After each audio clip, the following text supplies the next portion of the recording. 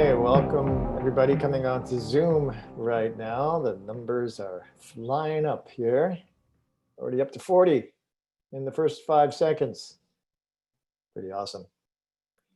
Welcome everybody on Zoom. We're working on getting on, looks like we're on Facebook Live now as well, live on Facebook. Welcome everybody on Facebook as well for our monthly Live with Nassim. And it doesn't look like Nassim is here quite yet, but that's true. He's going to be coming in about an hour from now.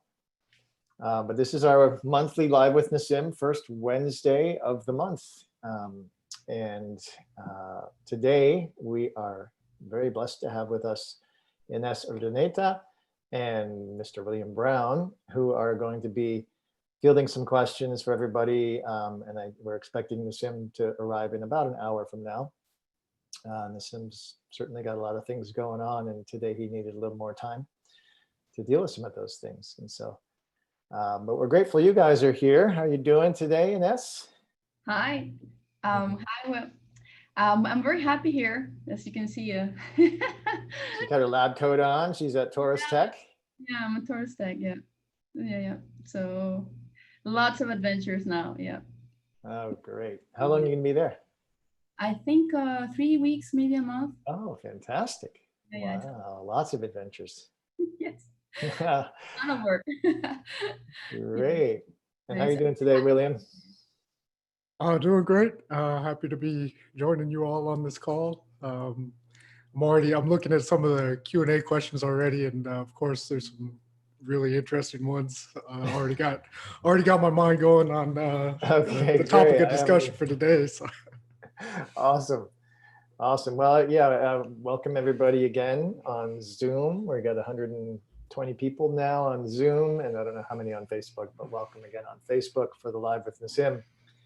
If you weren't here when I said it, Nassim will be here in about an hour to join us, and we have William Brown and Ines here to field some questions. And I'll tell you, you guys are, if you've ever been on a faculty Q&A with these two, you can pretty much ask them almost anything, and they got some good answers. I got to say, both Ines and William are research scientists with Resonance Science Foundation, and also working with Taurus Tech, Nassim's other company. So we're really grateful you guys are here today. We usually like to start with just like a couple minutes of any highlights of what is kind of fascinating that's going on for you right now, any new research you're aware of, or a project that you're particularly excited about. So let's do that for a couple of minutes. William, what about you? Oh, yeah. So I've been continuing with some of the experimentation here at Taurus Tech, experimenting with the technologies that are being developed here, particularly the arc crystal. And it's been just nonstop, just continual, interesting results that we're seeing. It's a fun technology to work with in that sense. So we've been testing certain water distribution setups where the arc crystals are set up in a tetrahedral array in a quartz glass container tube where water can pass through, and you get this vortex dynamics around the arc crystals, and then we can distribute that to plants. And I've got tomatoes growing outside. We started off as little seedlings, and we gave one group water going through this, what we call it right now we're calling it a tetrahelix device. It's having this vortex dynamics around this helical configuration of the arc crystals, and it's going to the tomato plants. We've got a control group, and right now you really have to see the pictures probably to believe it, but the tomato plants are about 200%, and some of them are 300% larger than our control group. It's really phenomenal, the difference we're seeing there. The main objective of the study is to do a quantitation of produce yield. So see how many tomatoes are produced. Are they big, nutrient-dense tomatoes? And because we're actually partnering with one of the largest tomato growers in the United States. And we're giving them a few of these prototype units to try out, because these results we're seeing, you get 250 to 300% increase in yield by weight of these the produce of these tomatoes. So some really interesting studies going on like that. And then I'm also spending as much time as I can on finishing a paper I've got going that has to do with a quantum mechanical mechanism for genomic recombination that occurs in the brain. Because the brain is it's a very interesting place in that it has what's called genetic mosaicism. That is, you're continually producing new neurons throughout your adult life. And these neurons have a different genome than other cells in your body. And it's been shown unequivocally that these are involved in memory formation, learning new things. They migrate to this part of the hippocampus that's involved in memory formation. And it's been shown in some animal models that if you knock this out, they don't form memories as well or at all. And so it's really a driving question.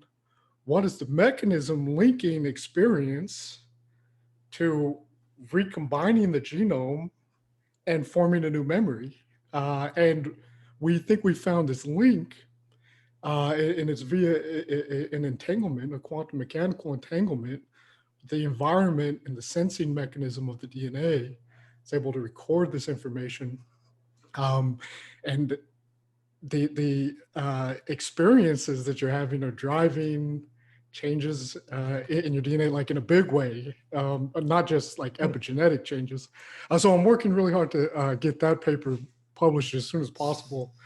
The publishers are actually asking, when's the paper going to be ready? When is the paper going to be ready for peer review? But yeah. That's fantastic. Geez, that sounds amazing. Just that. Goodness. Wow, that's exciting, William. Both of those things are phenomenal. Good and great to hear.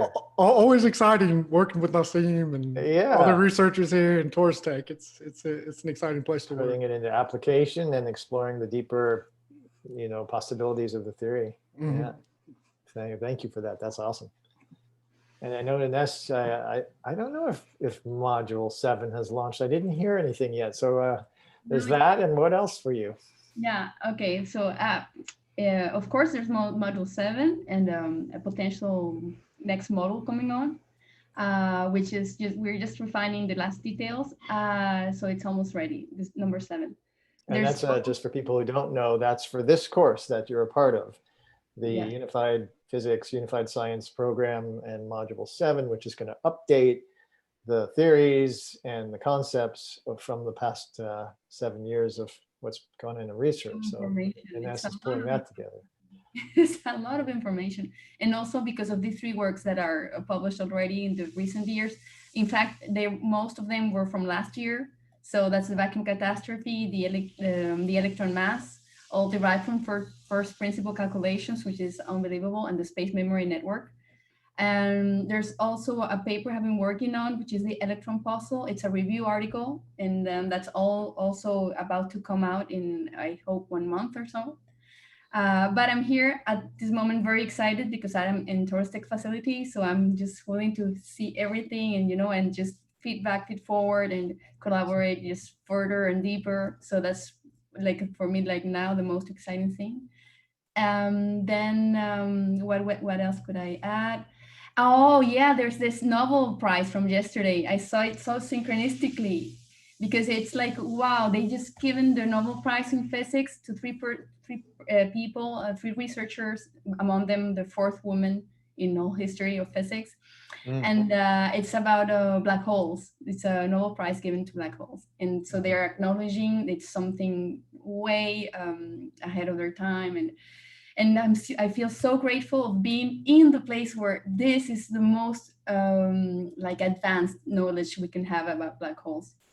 It's kind of it's like magical, and at the same time it's like kind of, okay, I see the narrative from the official side, and they still have this vision where black holes are these devouring monsters and we don't know anything about them, and it's so weird, to have this other perspective where black holes are life givers and they have such a different role from what it's like thought from them. And so I just thought everything just like a puzzle, it's on its place. It's very synchronistical, and I'm just so excited to be here. That would be it. Fantastic. That is exciting. Yeah, all of that is again what you're bringing to the course now, and your review article. That all sounds so compelling, and of course that Nobel Prize is very, very compelling as well. Because you see, just precisely on module 7, we do a lot of emphasis on these black holes discoveries. So you will see a lot of that. Oh, great. So having this Nobel Prize given precisely to that area is like, okay, so we're in the right track, Oh, that's excellent. Yeah.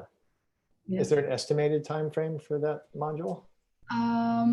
I think this will be this month probably. Yeah. Yeah. Great. Well, look forward to that, everybody.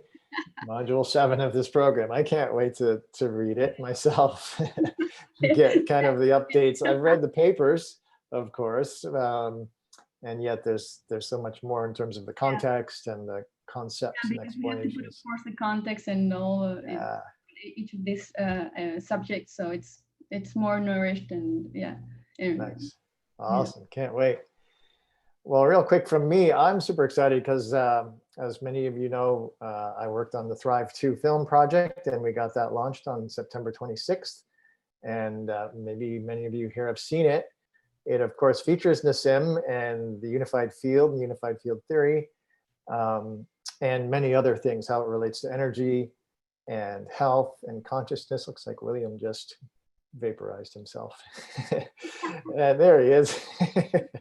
And so I'm just super happy to have that film out. If you haven't watched it yet, I guess Jamie can put in a link for how you can access it, and through the affiliate relationship that RSF has.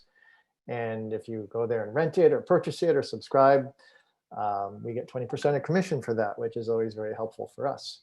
So, but check it out. And looks like a lot of people have seen it, waiting for the DVD. Totally loved it. Nice. That's great. And I'm super excited to have you guys see the visual effects that I co-directed with Foster Gamble, which are depicting aspects of the field. And I don't know if you guys have seen it yet, but we do a full scaling journey from Planck to universe and show the repeating torial pattern across all the scales, and it's pretty fun. So yeah, I'm excited about that. But why don't we dive into some questions now? And I think we'll just see what you guys might have found already. I know we have some questions voting up to the top, and we might, I'll take a look at those, and we might wait till Nassim's here for some of that, depending on what they are. But if you guys see something that's caught your eye and you want to jump in on something, let's do that. Yeah.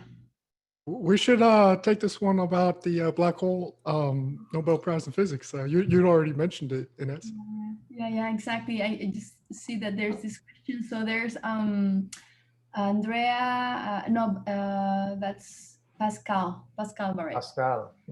Okay, and I'm going to bring people on whose question we're addressing. I can bring you on as a presenter on Zoom. If you'd prefer not to come on screen or talk, you can just stay muted and leave your video off, and that's fine. No worries. It's not a pressure to come on here. It's just an invitation. So while you guys are discussing that, I'll look for Pascal Barret to ask this question. And you want to read the question so everybody? Yeah. So the Nobel Prize in Physics was granted yesterday to Roger Penrose, Reinhard Genzel, and Andrea Ghez for their discoveries about one of the most exotic phenomena in the universe, the black hole. The official press release qualifies black hole as these super heavyweight monsters that capture everything that enters them. Nothing can escape. Wait, I lost it. Nothing can escape, not even light. And so they give this reference, and so they ask, is it true that nothing can escape from them, and what is our view about it? That question, okay, that's it. There she is, Pascal. Oh, he, I think Pascal, so without the E at the end, that must be a male. A man. Okay, so, well, this is, okay, so basically black holes have given so much information lately. Of the observations, astronomical observations have been so overwhelming that it's like they had to give this Nobel Prize to black holes. It's just like they have seen, they are most of the black holes, or they have seen already registered black holes that are older than their hosting galaxies, for instance. We have seen black holes that are, oh, there's Pascal. Hi. Good. Okay, so we have seen, in fact, the galactic formation, it predates much, it's much younger than what our models predict. There's also alignment of black holes through, with respect to their axis of rotation, which is something that can't be accounted for in any model, which is now, let's say, available in mainstream. So this means that basically we know very, very little about these creatures, which are treated as monsters, as you see by the official narrative. And basically, it's the other way around. It's the reason why they're, for instance, found in the center of each galaxy is because maybe the galaxy is coming from the black hole. Maybe it's the other way around. It's not the explosion of the supernova that created the black hole, but it's just the black hole was already there, and it's just its dynamics of its own life and of creating and transforming. Because as I see, and it's our view here, is that they are not these devouring monsters. They're just feedback, feed-forward mechanisms, and transforming and creating life and creating elements and all that. So they're birthing life.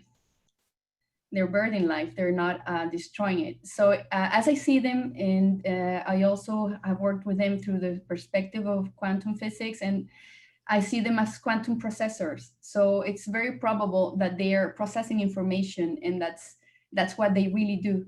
They're processing information, and they are feed-forward this dynamic. So we could say then that it's not completely true, or it's not true to say that nothing can come out of them. No, it's not. In fact, we have Hawking radiation. I mean, all of that has been already observed, so it's already known. Yeah, but it's and light also. There are many kind of like dynamics that they still cannot explain. And but we have the model from the holographic model and the theory from Nassim, and that's given us much more insight about everything. So language-wise, I was a bit surprised or amused by the fact that they use the word exotic and then compare it to a monster, some sort of fairy tale language. So what do you think of this language? Oh my God, thanks God you have, this is so important.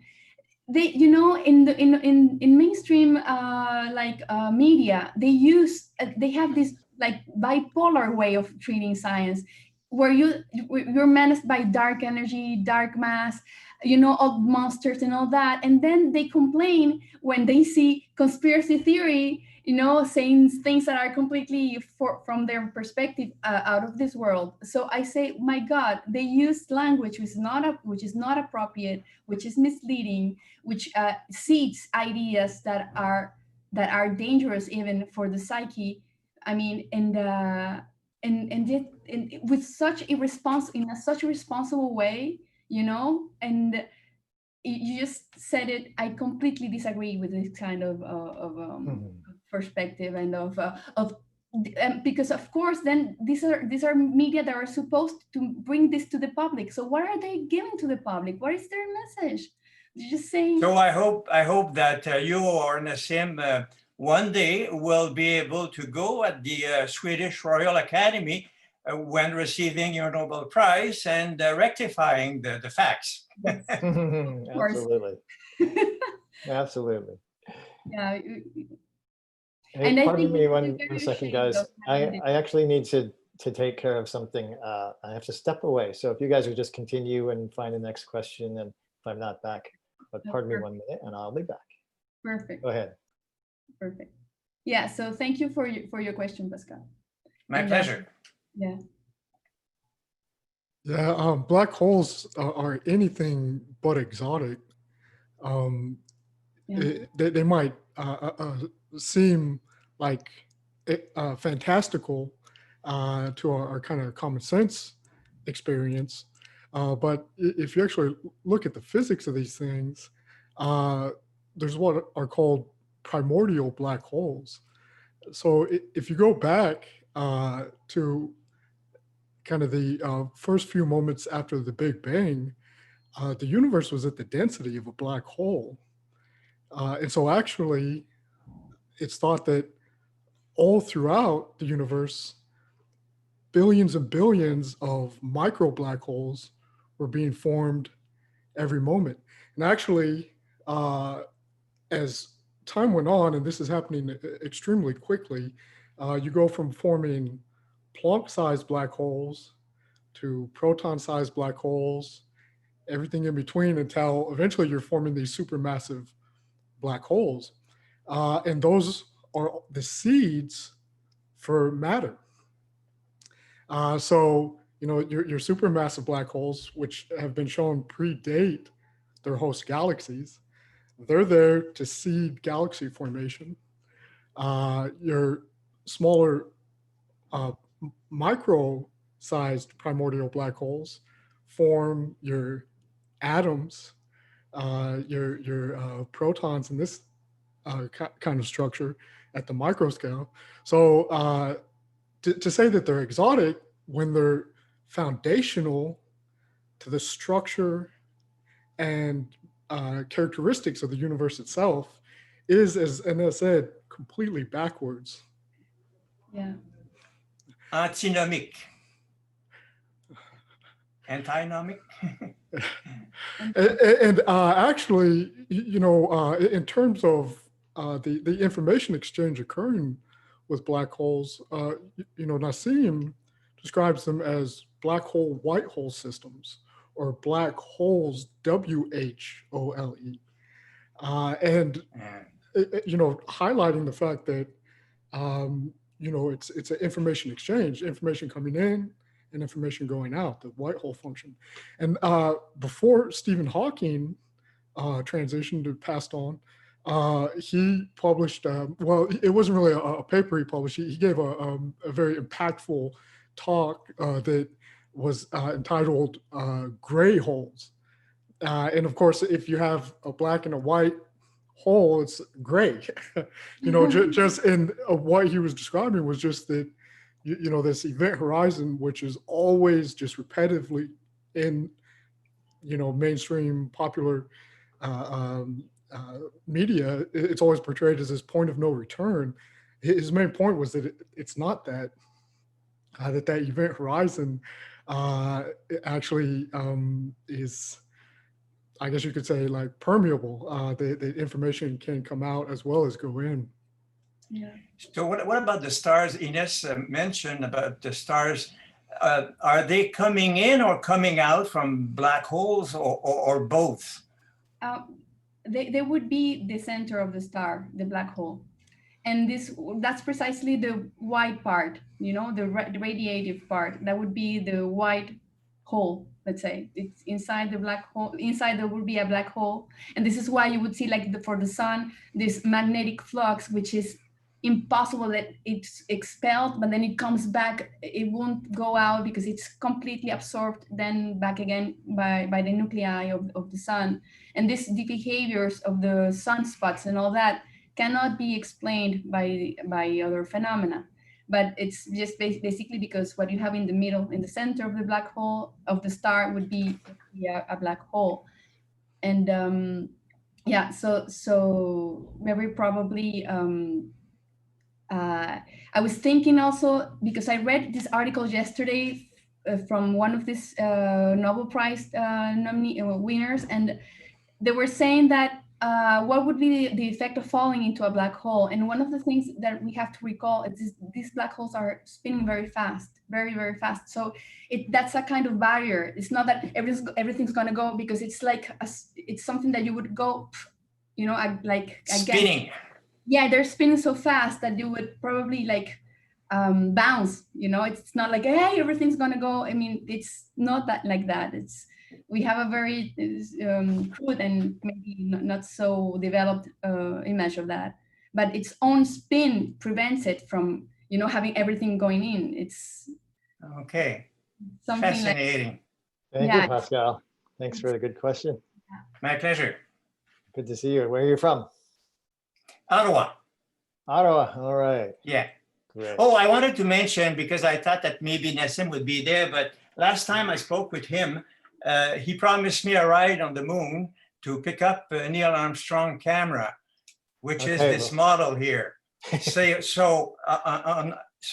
the thing is that, I don't know if you can hear that. Yeah. That's the model without the leather covering, but I don't know if the batteries up there are still going to be running. Okay, good. Well, we'll talk to them about that ride. Remember him his promise to give me a ride. All right, we'll do that. Excellent. All right, Pascal, thank you so much. Take care. Thank you. One last note on black holes as life givers. It's been shown that the central supermassive black holes for galaxies have a habitable zone that could host up to 3,000 planets in a habitable zone where life could exist. Well, one important side note also on the monster black holes. So silly, that whole thing. All right, William, would you have another question to go on? Yeah, so it looks like there's one here at the top from Deneen. Yeah. I'm not sure if I'm saying the name right, but and this is in regard to the work of Dr. Zach Bush. What is, in this case, it'd be my perspective. I'd love to hear Nassim's as well, but on his work and in relation to unified physics. And for myself, I just find his work totally simpatico with my own perspectives on the microbiome, the virome, and it's actually parallels a lot of what I've been saying for a long time, and that is, you know, the symbiotic relationship between the microbiome and in particular the virome.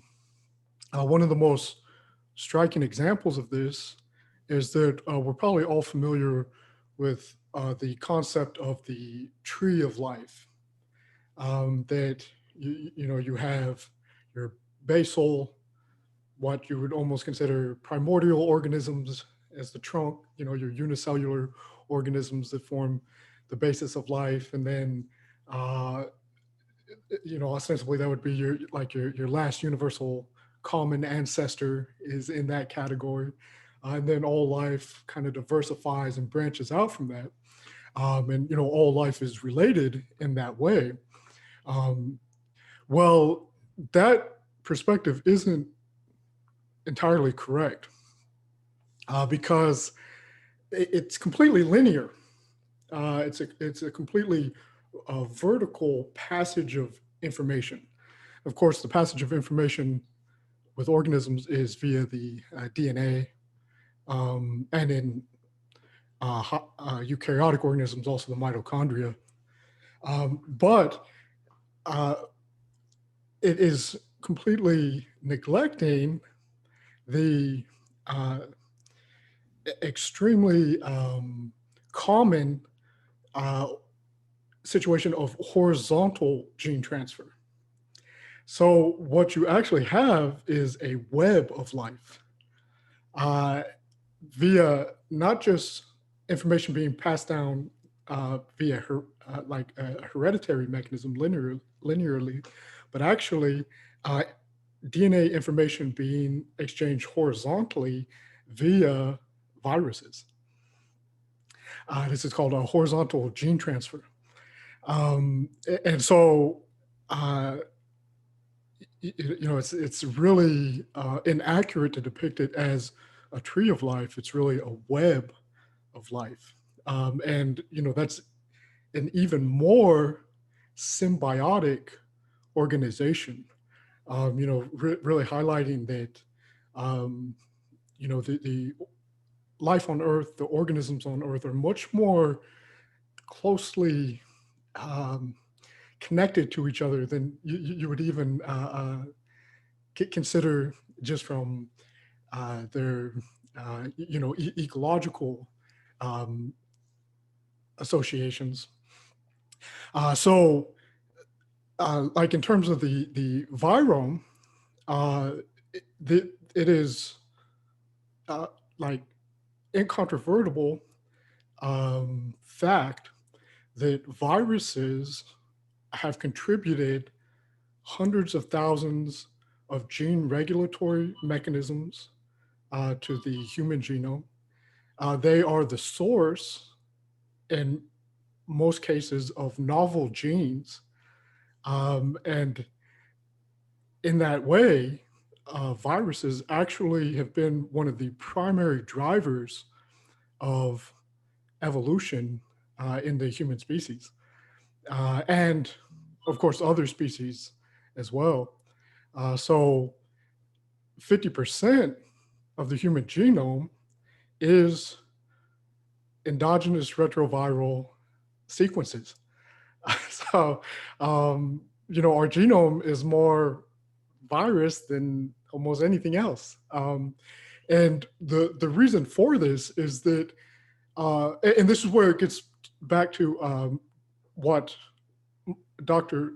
Zach Bush describes, is that our conventional view of viruses as bad is wrong.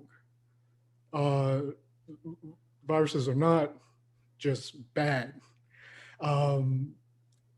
Now, probably we have that perspective because the only time we're acutely aware of what viruses are doing, because these are really small things, we can't see them. And so actually, it leads some people to say, well, I don't even think there are viruses because I haven't seen one. But, so they're really small. And so, you don't see them. And the only time you really notice that they're there is when you get sick. And just like the microbiome, this is a very small percentage of the millions and millions, and actually in some cases billions and trillions of different kinds of bacteria and viruses. A tiny, tiny percentage are opportunistic pathogens, or at worst, outright pathogens that just cause disease. But, we only become acutely aware of them when they're causing disease. We probably have not noticed or documented all the cases where they're bestowing beneficial effects for us.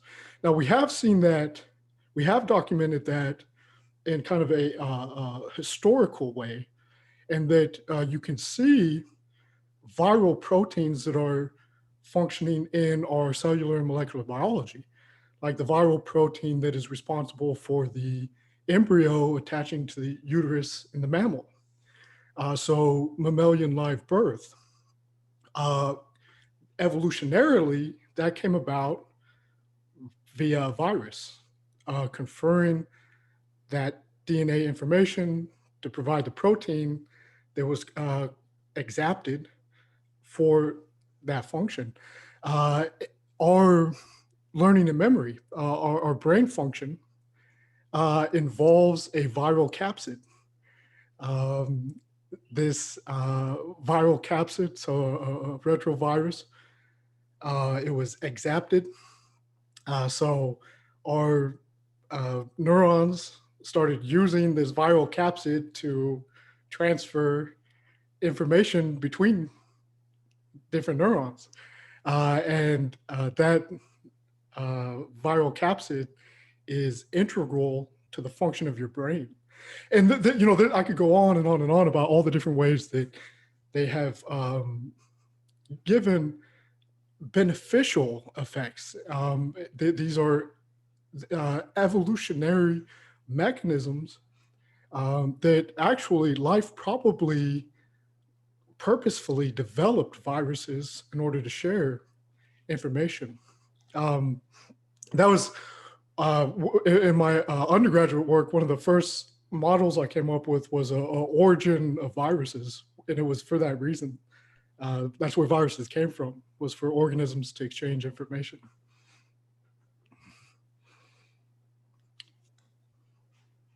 Any comments you want to make or question, Denise? And you just have to unmute. Okay, there. Yes, I do. I was watching something from Dr. Zach a couple of days ago, and he spoke to transmutation, I think is the word he used. And he didn't say this as something that had been proven, but what he was really looking at. And it had to do with the example he gave was, I think it was potassium and hydrogen, that those things come together, and in the body, then that becomes the calcium that the bones need.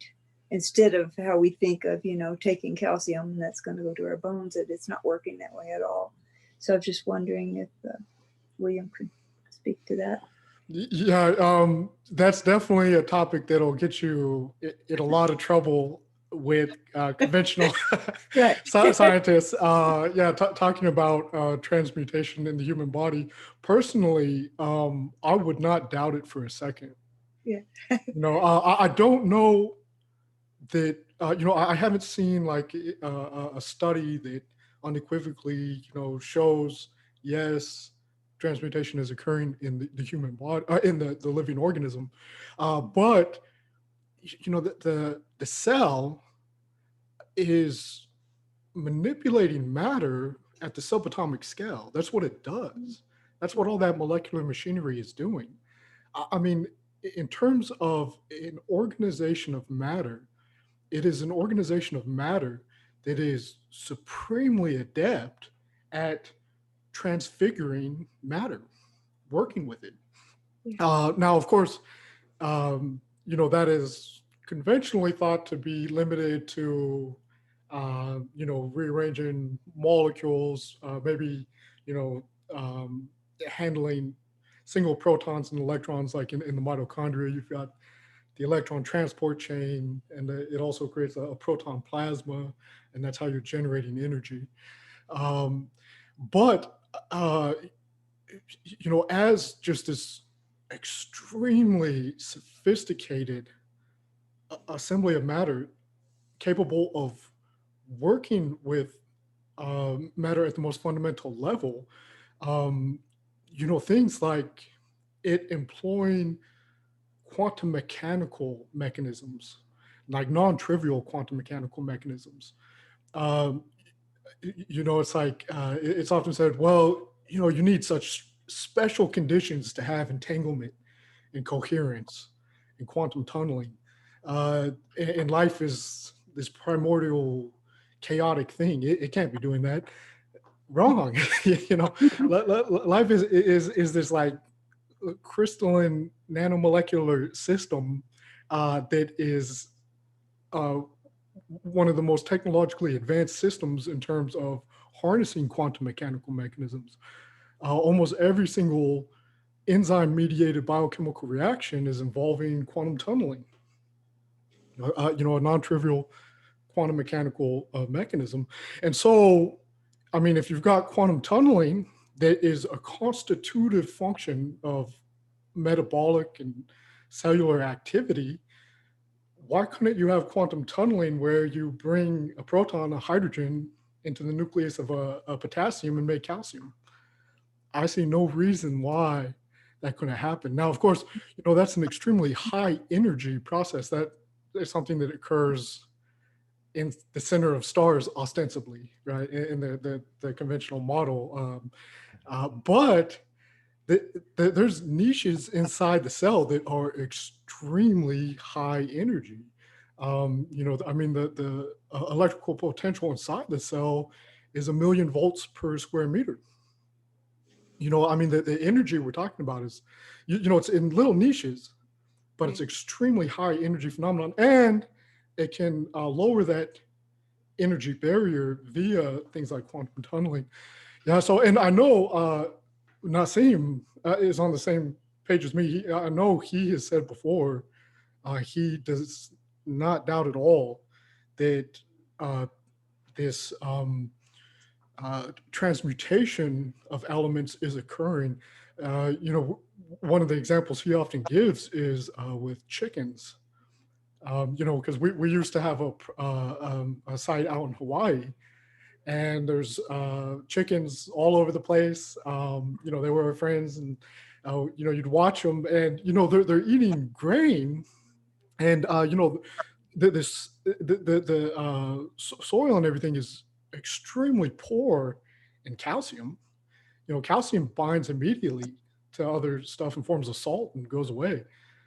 So there's almost no calcium in the environment, but then they're just laying endlessly eggs, and so it was an example Nassim would often give, is that's an example of probably, transmutation, because there's lots of potassium and lots of hydrogen, so they could be forming via transmutation calcium in that way. Wow, that's fascinating. Great, thank you, Deneen, for your questions as always. Good to see you again. Good to see you. All right, be well. Hey, William, I'm going to shoot you a couple of really quick questions here. Okay. One from, I'll have to find it. One from Adam Bragg saying, I have a 5-month-old daughter, and I'm curious if the arc crystal is safe for children that young. A 5-year-old daughter. Sorry, 5 month. 5 month. Oh, skipped sorry. over that. 5 month. Yes. Yeah. Yes. Absolutely. So one of the things that we often recommend is that even for an adult, when you're first beginning to work with the crystal, to kind of, I guess you could say, ease into it.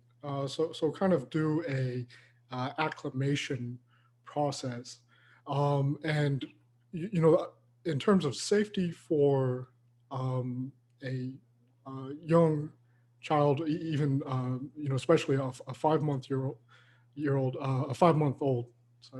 child, definitely as a safety precaution, kind of ease into it, just because, and I've experienced this personally, when you first start working with them, you're having some energetic rearrangements. I liken it to that, some of your meridian channels that have been closed off are opening up. And, so some of your energy centers are suddenly processing energy like they never have done before. And that can actually make you feel, in some cases, fatigued, just because of this kind of energetic rearrangement. And so myself, when I first started working, wearing the art crystals, I kind of eased into it. I did an acclimation process where over the course of 2 weeks, I'll just slowly increase the length of time that I'm wearing them. And now, I sit at my work desk with a 8 matrix right next to me, just beaming energy all day. And it's fueling research, but so, it'll be completely beneficial for even a 5-month-old child, but definitely kind of do an acclimation process into it, so slowly ease them into the energetic dynamics of it. Yeah, maybe just a few minutes to begin with or something. Exactly. Yeah. And then definitely observe how the child's reacting. If it's looking tired afterwards, kind of ease up. If it's more energetic, maybe extend it out a little bit more. Yeah.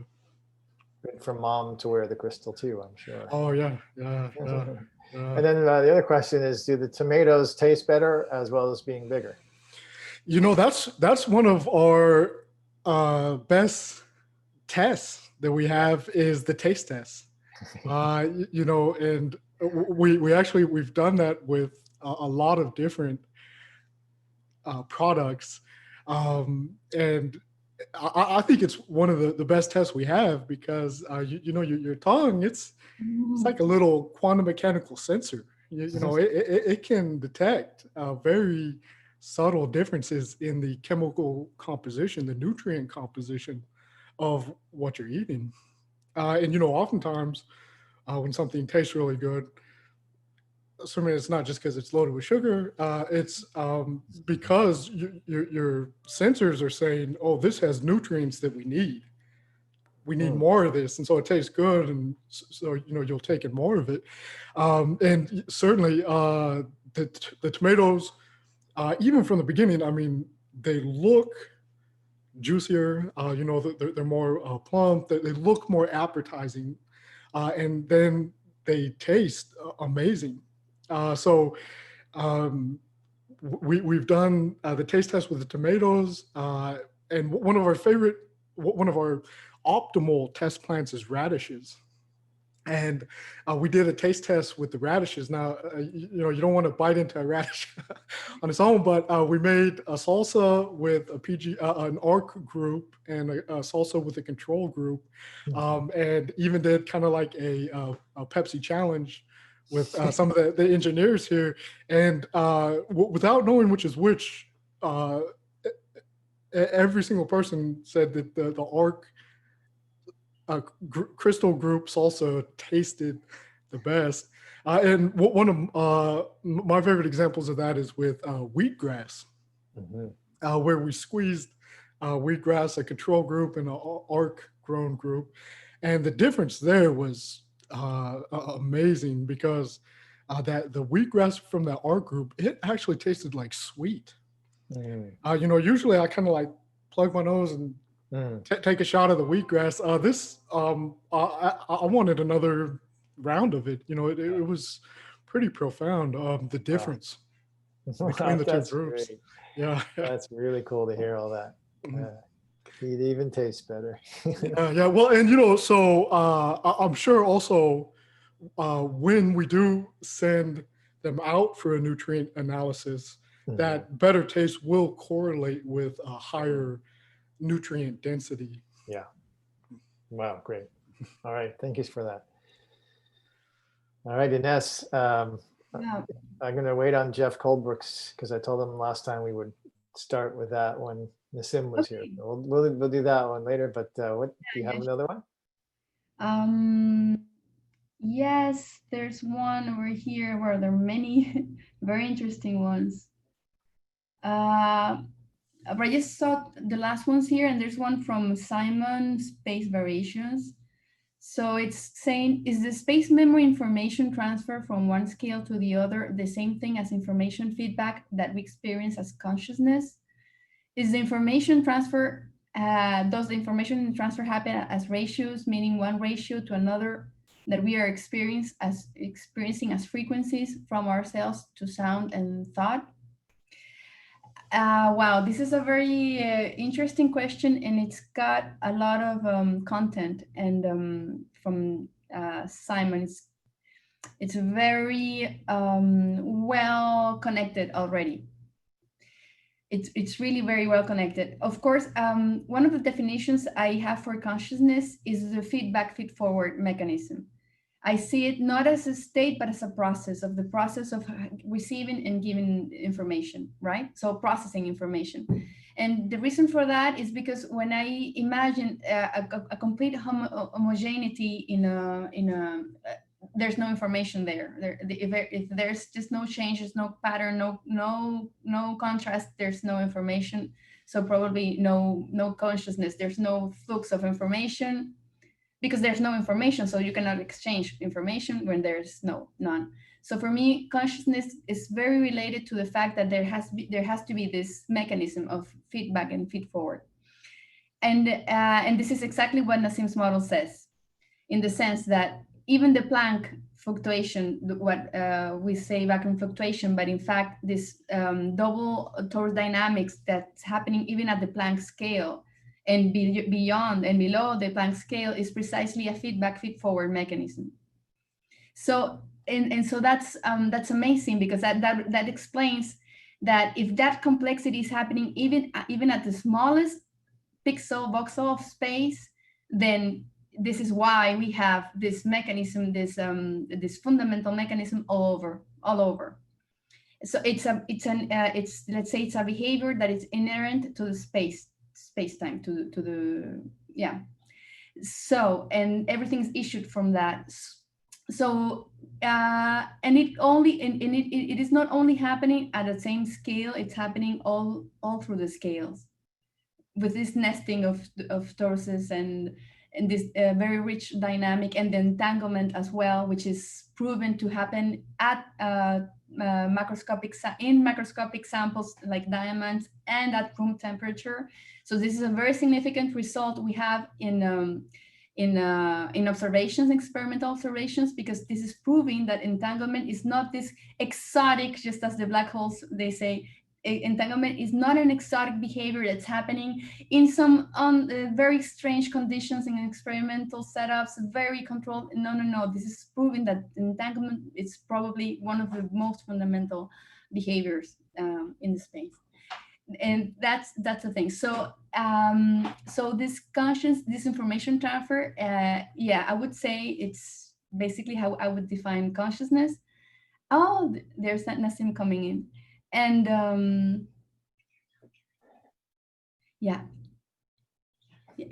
and I'm almost done. Just I have Andrea that wants to add something to the come on.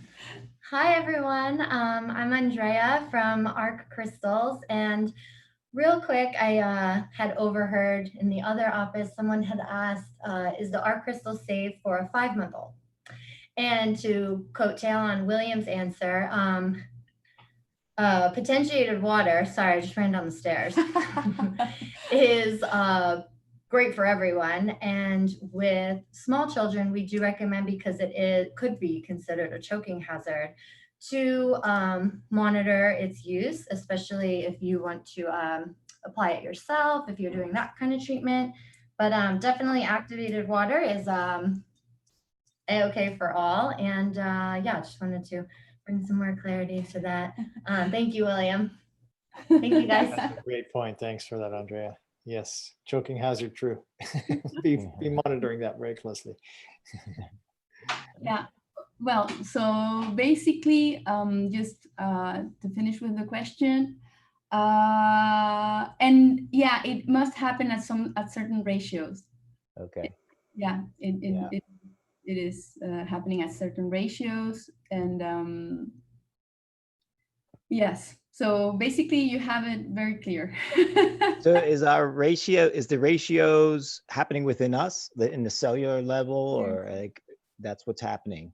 Yes, at all levels, from even below the cellular level, and it's all the scaling ratios. This is why in the next article to come is very important, because that's the one that's proving that this is connected from all scales. I see. Yeah. Thank you. Very clear. Thank You're you very welcome. much. You're welcome. Thanks, Simon. Yeah.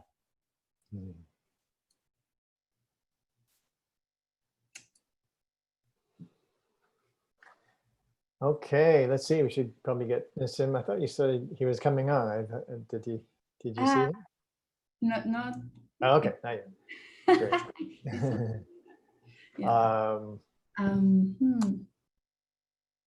Do you guys have another one you want to jump in on? I could take one real quick. Yeah, go for it. So this is from Connie Main. So please explain how causality is protected under the Everett interpretation. My understanding is that all possibilities, probabilities, fractally exist. So I don't understand the protection aspect. So this has to do with time travel. So one of the many interesting features of general relativity is that it allows for what are called closed time-like loops. That is where a person can travel backwards in time to, so like if you went on a superluminal, faster than light trip from the Earth to a star. Hi, Connie. Thank you for the question. The solution in general relativity, when you factor in the Lorentz contraction of traveling at super relativistic speeds, means that when you come back to Earth, you will arrive before you left. So that's a closed time-like loop. You travel backwards in time.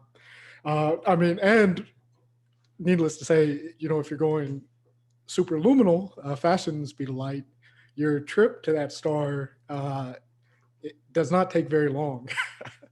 It could be arbitrarily short time because what speed are you going faster than the speed of light?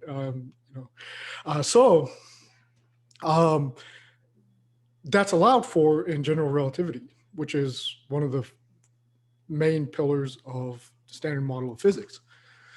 Now, it's conventionally thought that although it's allowed for, it's impossible because it runs into problems with causality. You encounter paradoxes, and a paradox is something that just can't exist. So, for instance, if you make that faster than light speed trip, you come back before you left and you stop yourself from leaving, where did you come from to come and stop yourself from leaving? This is a paradox that can't be reconciled, and you seem to destroy causality. Now, there's the conventional approach to this has been from Stephen Hawking and what he calls the chronology protection conjecture, which I've never really understood how this is considered a scientific theory at all. It's just kind of like a ad hoc proclamation. But the conventional idea is that, you can't go back in time to create a paradox because the universe won't allow it. We don't know what it is, but there's some kind of mechanism built in that protects the sequence of causality. And, the idea is that if you ever try to do anything to break that structure of causality, you wouldn't be allowed to. The universe would stop you somehow, some way. Very unscientific in my view, because there's not really any mechanism behind explaining that. But I think that the problem is resolved when you get into a unified physics perspective on it. In particular, some of the work that I've been really enthusiastic about studying recently is work by some physicists who have been describing a quantum mechanics that takes Everett's many world interpretation of quantum mechanics and Bohm-de Broglie's pilot wave theory, and actually explains it that they're one and the same thing, which is just one of the best fusions I've ever seen for quantum mechanics. But in particular, I think that Everett's many worlds interpretation offers a resolution to this problem because in Everett's many worlds interpretation, you constantly have what's described as a bifurcation of the universe. And it's this huge fractal structure. And actually, I think, Connie, you mentioned this fractal structure of all possibilities, all probabilities existing simultaneously. And this is actually in line with the block universe view of general relativity, where all time frames, all space-time coordinates exist simultaneously, concurrently. There isn't a past back there and a future over there. All those space-time frames are existing concurrently. And then when you bring in the quantum mechanical perspective, Everett's interpretation, not only do you have that, but also all possibilities, all probabilities, that is, every conceivable configuration of the universe exists concurrently, simultaneously.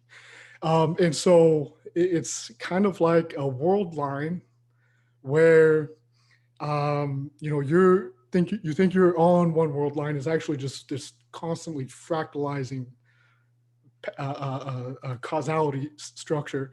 But what I believe happens is that it's not really a causality protection mechanism. It's just that when you travel superluminally, or even when you travel like through a wormhole that is hyperdimensionally, so to speak, you're traveling horizontally.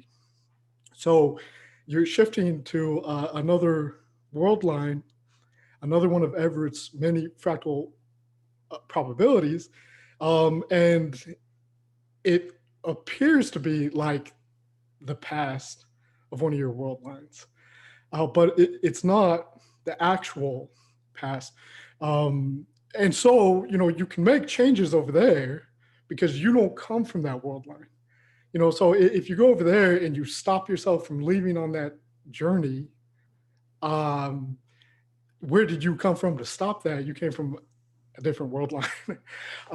That's the basic way that Everett's interpretation, many worlds interpretation, protects the causality structure.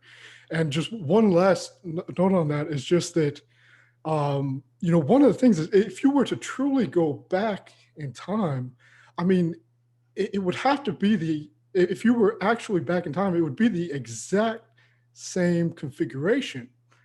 So that's just not possible because, your neuronal state, all the neurotransmitters and biochemicals in your brain, that's a configuration of the universe. And if you went back in time, you would go back to that same configuration. So it's like you would never know that you actually went back in time. Like actual travel to a past coordinate is possible, but I think that if that happened, you would never know it happened because you would revert back to the exact configuration of that state, which includes your memories, your all of that. Yeah, it's done metaphysically all the time. Mm. But what I'm trying to understand is, in your, hello, Nassim. What I'm trying to understand is that, for me? It's a good question. Oh, thank you. What I'm trying to understand is from your points of view, your scientific points of view, how do you reconcile the what I call the fact of broad horizontal causality in your equations? Well, this is where I'm glad we have a physicist now. Well, obviously you as well, Ines, but this is where it'd probably be best to have Nassim answer. That was a good answer, William. That was really thank you. Oh, thank you. Good description, clear description of it. Many worlds. And it's one interpretation.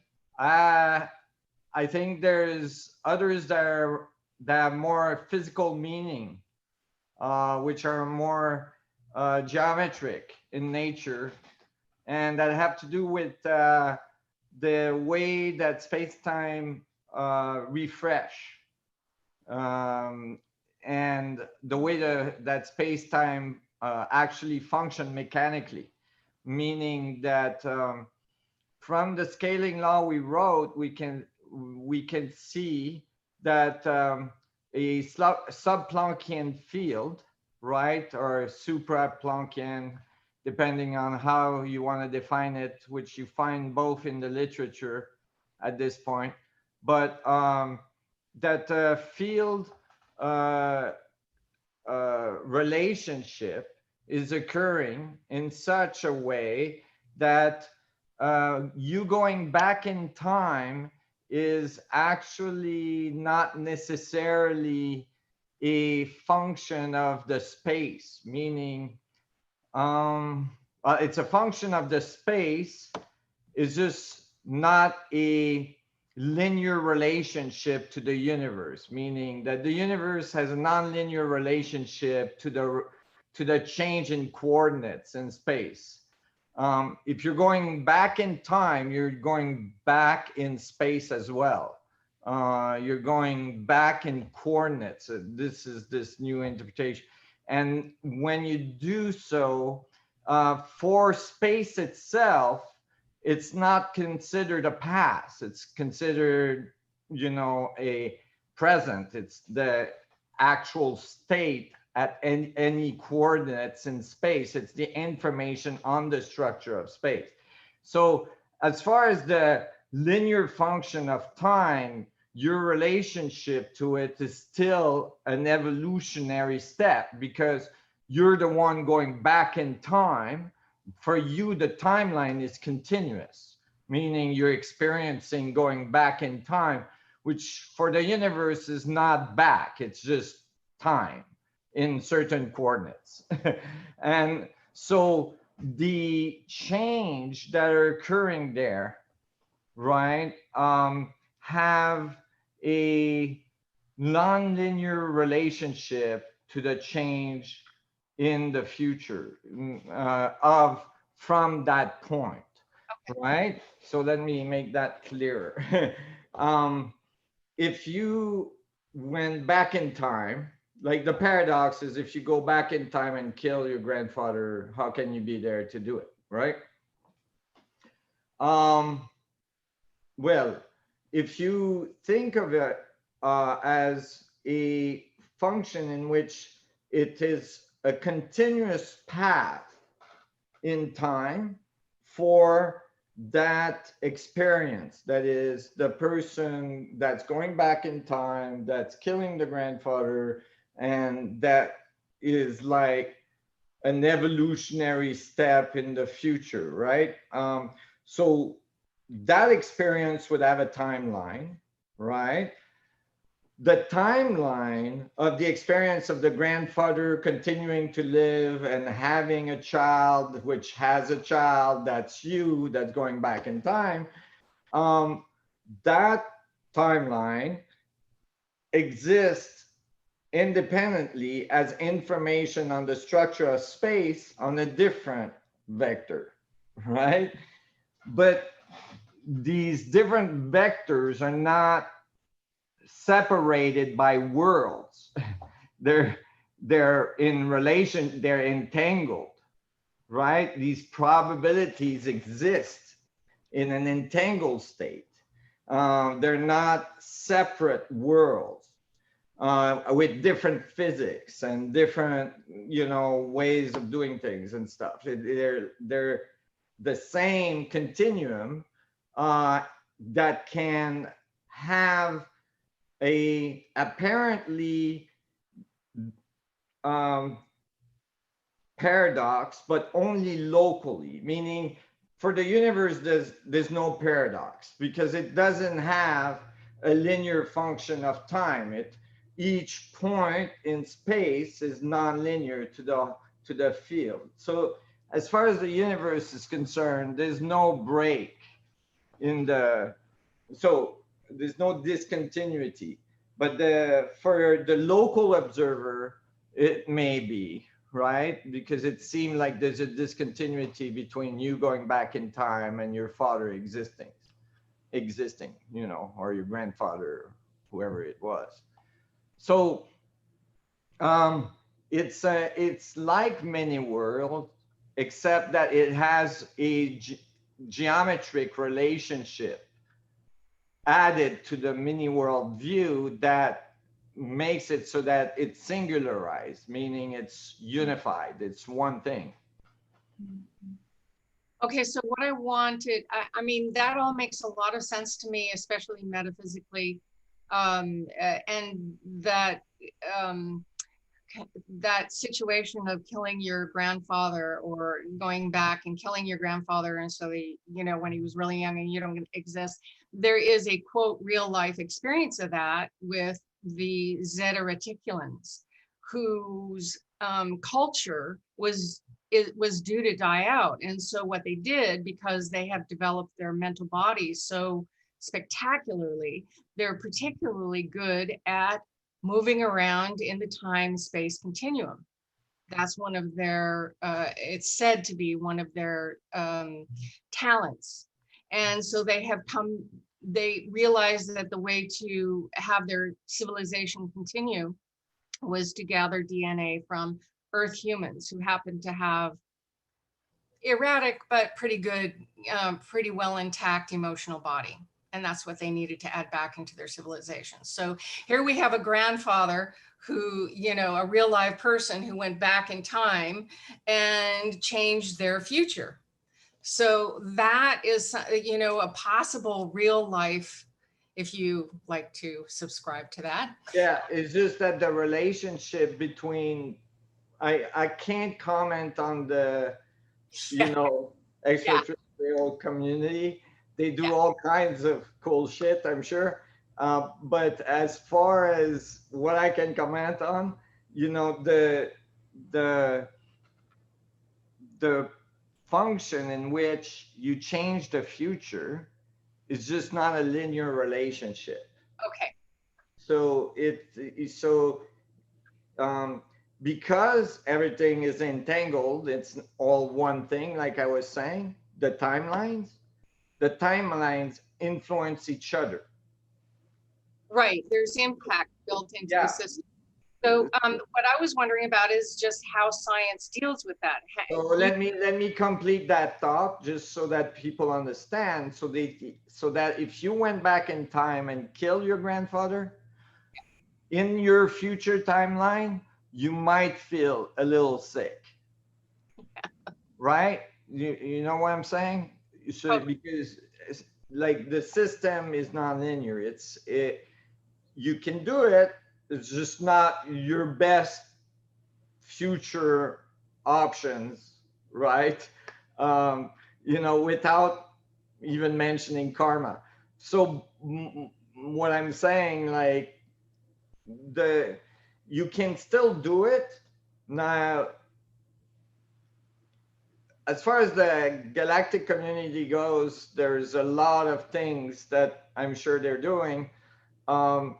But if they're influencing the future, they still have a non-controllable part, which is another feature of the universe, is that you can nudge it in certain direction, but it's like a wild ball, you know, it's like gonna do its thing, and the outcome is uncertain, meaning, you know, you're most likely gonna continue to have to nudge, right?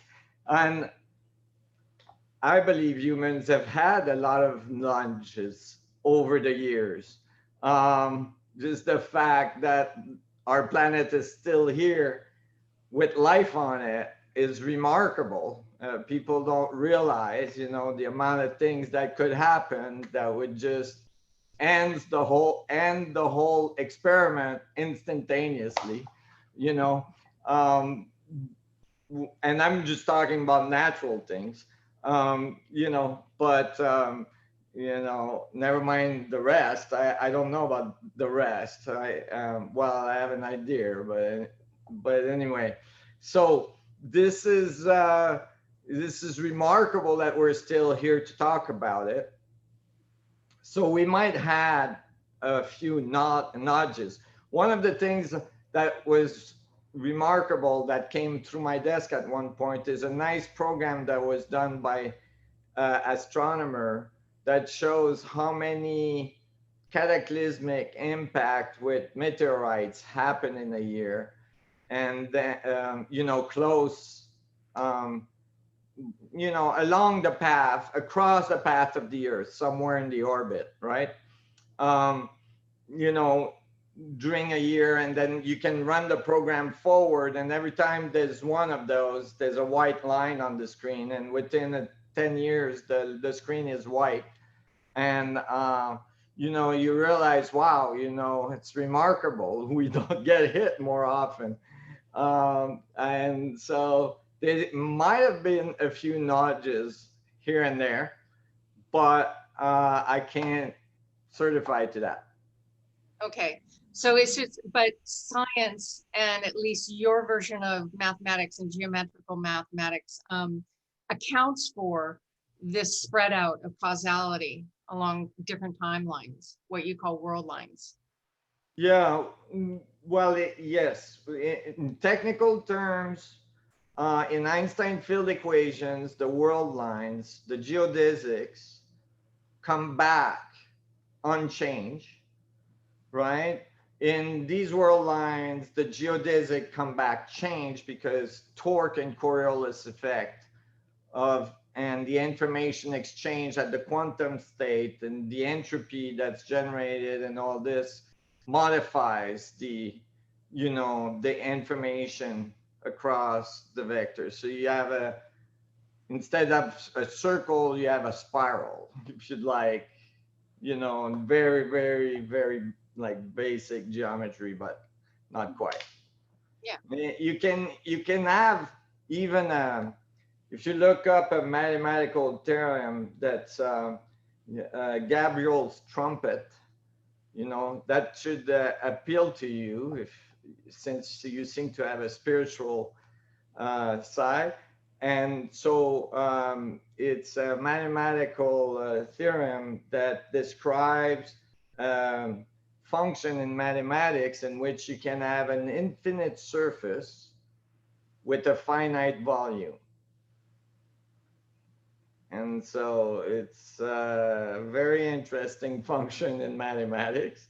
And it, you know, it can be used as an analogy to think of the structure of space-time being singular, you know, through vorticity, right? So you have an infinite surface. That means you have infinite information mapping capability. You're fractalized to infinity on the surface, right? And so that means that the whole thing is entangled, if you'd like. So in a structure of space-time, you can't just have a geodesic that think of it as like when time goes by, right? So the geodesic, the word line in physics is this point that's going around the metric, right? It's coming around. So think of 4 vectors, right? You got 3 vector of space and 1 vector of time, and they're going around, right? And in relativity, they come back to the same place, unchanged. Unless you add torque and Coriolis effect to the metric, and you consider the Planck plasma flow of information that's exchanging and the holographic math solution and all this, then you realize, well, no, the information is being exchanged. So when the vectors come back, they come back changed. So the system has learned. You've imprinted information into the structure of space where that object, where whatever is imprinting was moving through it, right? And that you're calling linear time, but it's not linear. It's non-linear because each point in which you place the information is holographically fractalizing to infinity itself. So it's like the whole metric is one surface. Okay. It's one surface with infinite surface, finite volume. The finite volume part is the part that we call matter. So, you know, meaning that it produces a grain of enclosed space, right? That we see in the metric as like a particle. Okay. Right. So that we assume that this particle is somehow, that is independent from the field, but that particle is actually the field closing in on itself. Okay. Right. So, there's more complexity because if you look closely to that membrane where it closed on itself, it's not like a mouth that closed like this and made a sphere. It's like vortices in the field that are spinning at high velocities and that are creating, you know, boundary conditions at different scales.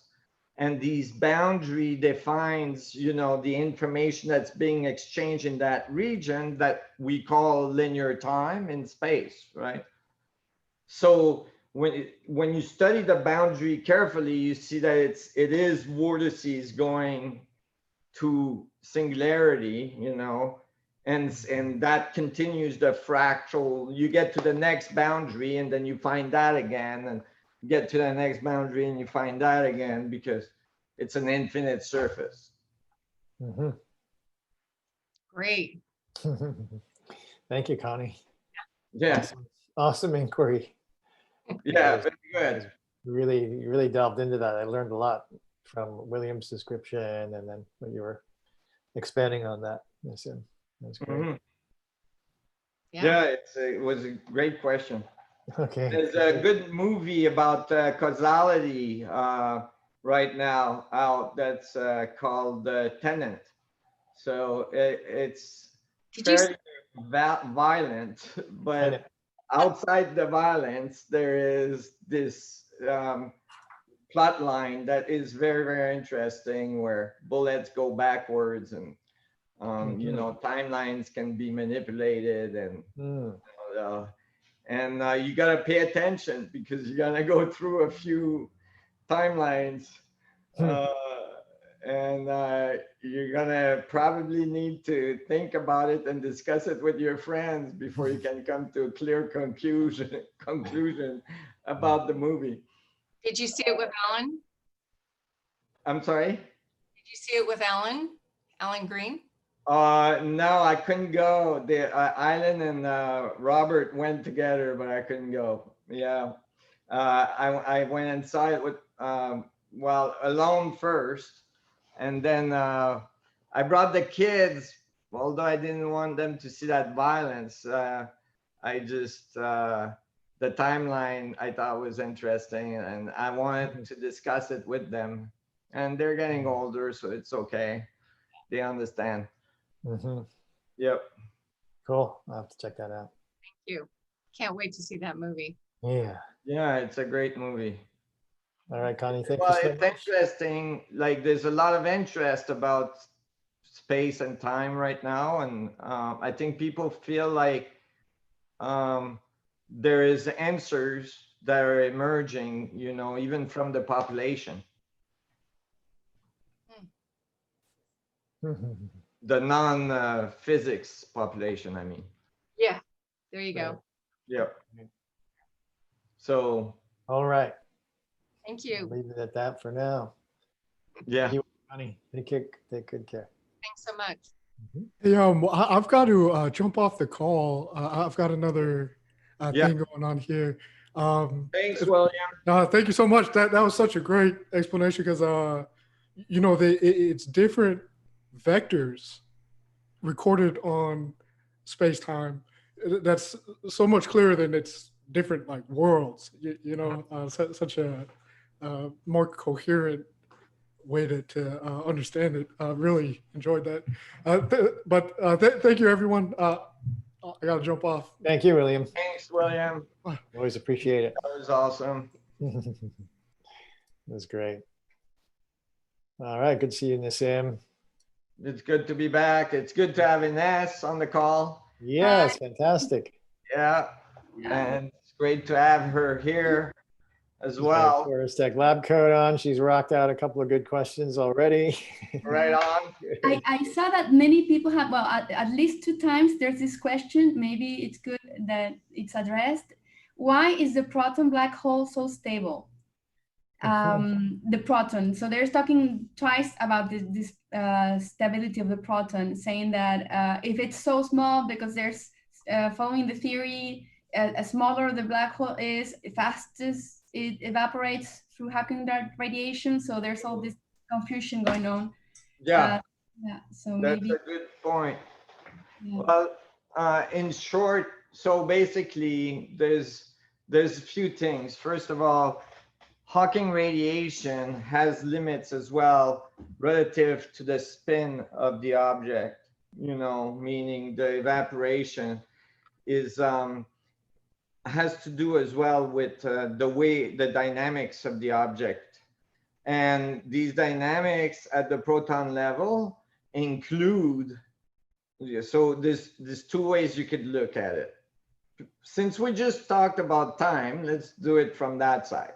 So it includes a Lorentz, you know, factor at the horizon of the proton, because the proton is spinning at the speed of light. So now you have, you know, superluminous or luminous, you know, or relativistic effects that are, you know, extending the timeline to infinity. So or very, very long time, right? So, and, you know, for physicists, I would say, well, that's a very wild consideration. Well, it's actual, you know, special relativity, which has been pretty well, you know, confirmed experimentally so far, including that we have to consider that effect, for instance, for particles that should have been gone by the time we received them, but we received them because they have a Lorentz, you know, coefficient that makes it so that we received them, although we shouldn't have, because their lifetime should have been shorter than it took to get to us. And so we know that Lorentz, you know, and we measure it as well in accelerators. When we accelerate proton at near the speed of light, we have to consider that it's a significant effect. It's not a trivial effect. So when you consider that, and so now viewed from the other perspective, why do you have a problem with the timeline, right? Like all of a sudden, yes, of course the proton is stable, right? It's actually frozen in time as far as you're concerned. You know, so, but one thing is that issue becomes not the space, but the time, right? So what do you mean by time then, right? What is this? And the solution is to actually understand the structure of space, meaning that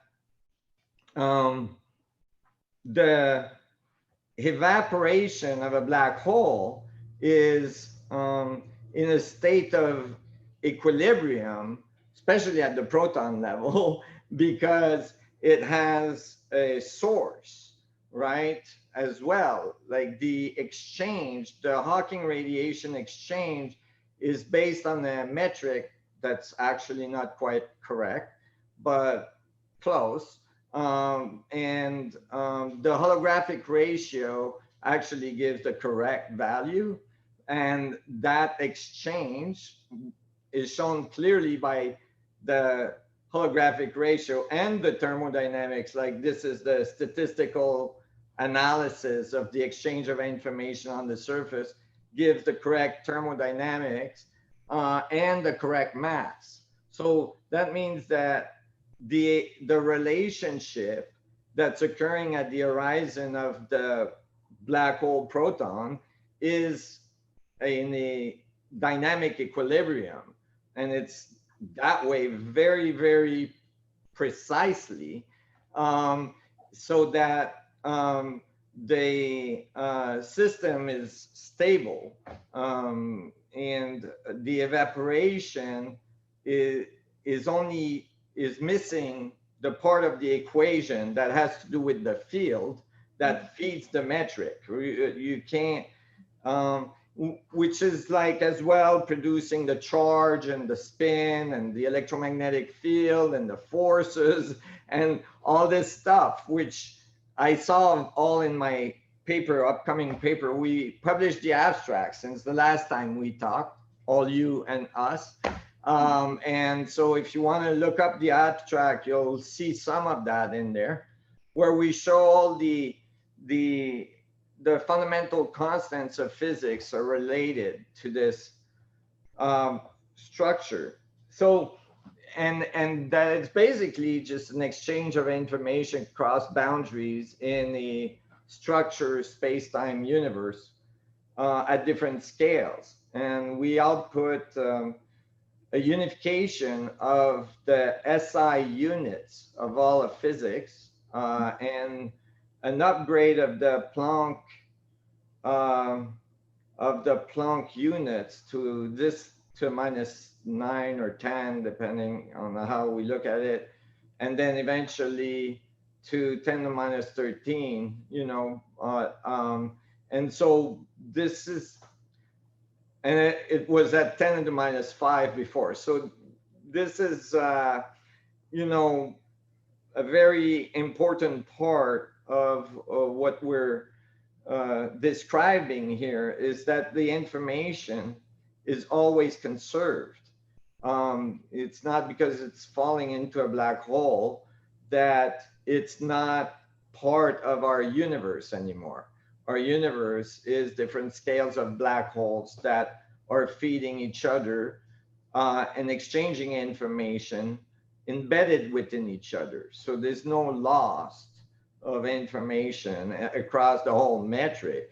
And the information in every boundary condition is shared with the whole metric, because it's bounded to infinity up and down. So, you know, so that's why what I was saying in my answer earlier about the coordinates in space-time, they're non-linear, because for space-time, there's not a center to the universe. There's just infinite centers. And for space-time, there's not one time, there is just infinite times, which is all the coordinates in space-time. So it's not, you know, you have to visualize it from that perspective, and then you understand that Hawking radiation is just a localized exchange of information between a boundary and a volume, right? And because the boundary is infinite, because it's all embedded in, you know, and it's all like, you know, one surface, the system is holographic.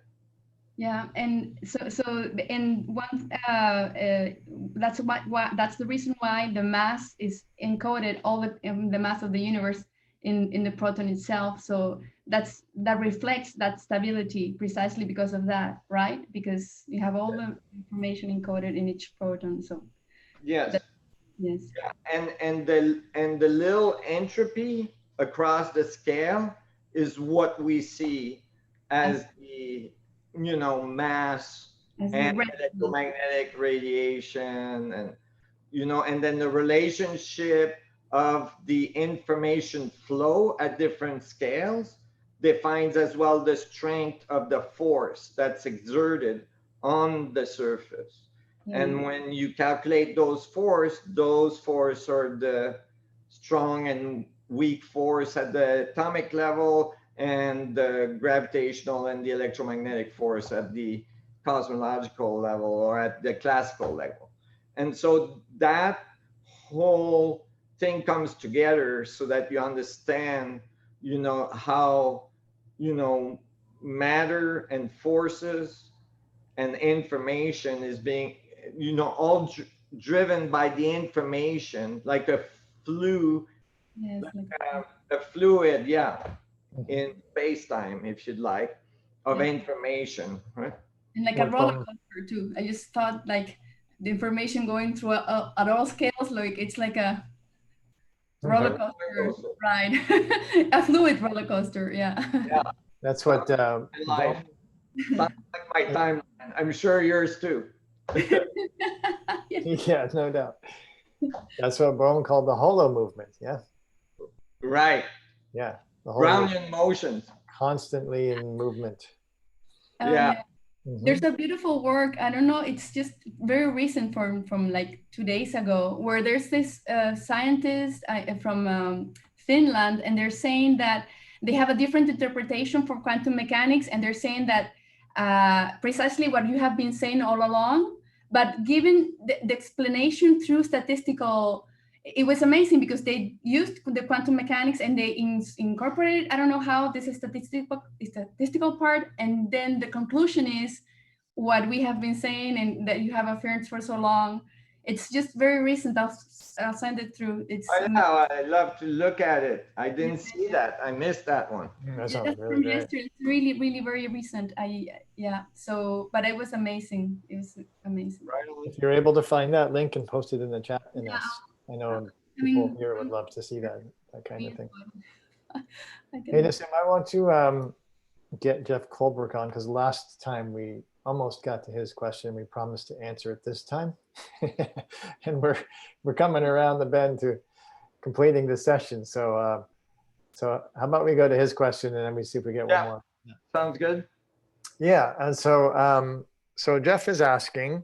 This is in reference to the paper you're soon to be publishing, and the abstract for the new paper has been posted. And maybe if Jamie's still on the line, you can put a link into where the abstract is so people can read that.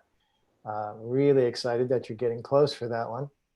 And so he's saying, how do you think your latest paper will impact the scientific community? What will the impact be on science, thought, and direction? And what ways will this paper accelerate the realization of the unified field theory? And how quickly can we expect this realization? All right, so it's 4 questions, maybe 5. Okay. I'll pull up Jeff here, but So he's asking me, how should I divine the future? yeah, there you go. Yeah, many worlds. Humanity? Okay. Non-linear, right? Here we go. I'm happy to go for it. I don't know. Let's just say that there's multiple timelines that could develop from this moment. That's the caveat. They're always present. So we'll see which one, we end up in. But for sure, hey, Jeff, good to see you. Where are you at, bro? I'm in upstate New York, Cortland, New York. Oh, right on. Oh, yeah, we talked before. Yeah. Yeah. All right. Those are good questions. So I'm not sure. I can't tell you what they're gonna say. I would say Put on your Conan hat,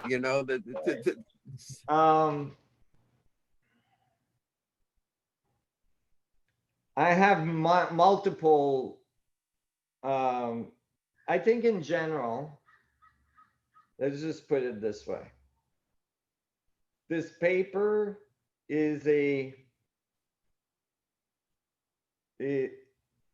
seminal paper that will change everything we know about physics, currently, meaning not that we change what we know already, it's just that what we know already will change its relationship to itself, meaning like the pieces are coming together in a little bit different way than we thought before, or in where we thought before there was actually no relationship between certain things that now have a relationship, right? So for instance, we had all these constants in physics that were unrelated, right?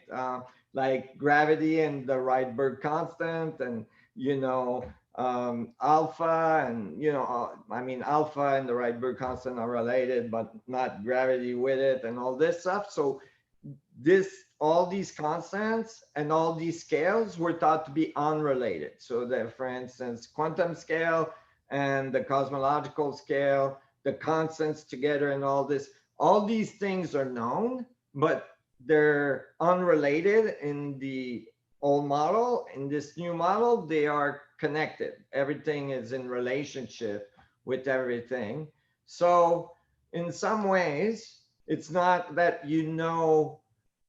that you deleted physics and you replaced it with another. It's just that you showed the relationship between them. And of course, by doing that, you had to modify a little bit the things, some assumptions, remove free parameters, like most of QCD and QED, and put things in place that actually explains what the strong force is and what the weak force is, but connect to what was already there, so that you make the bridge and you build the thing, right?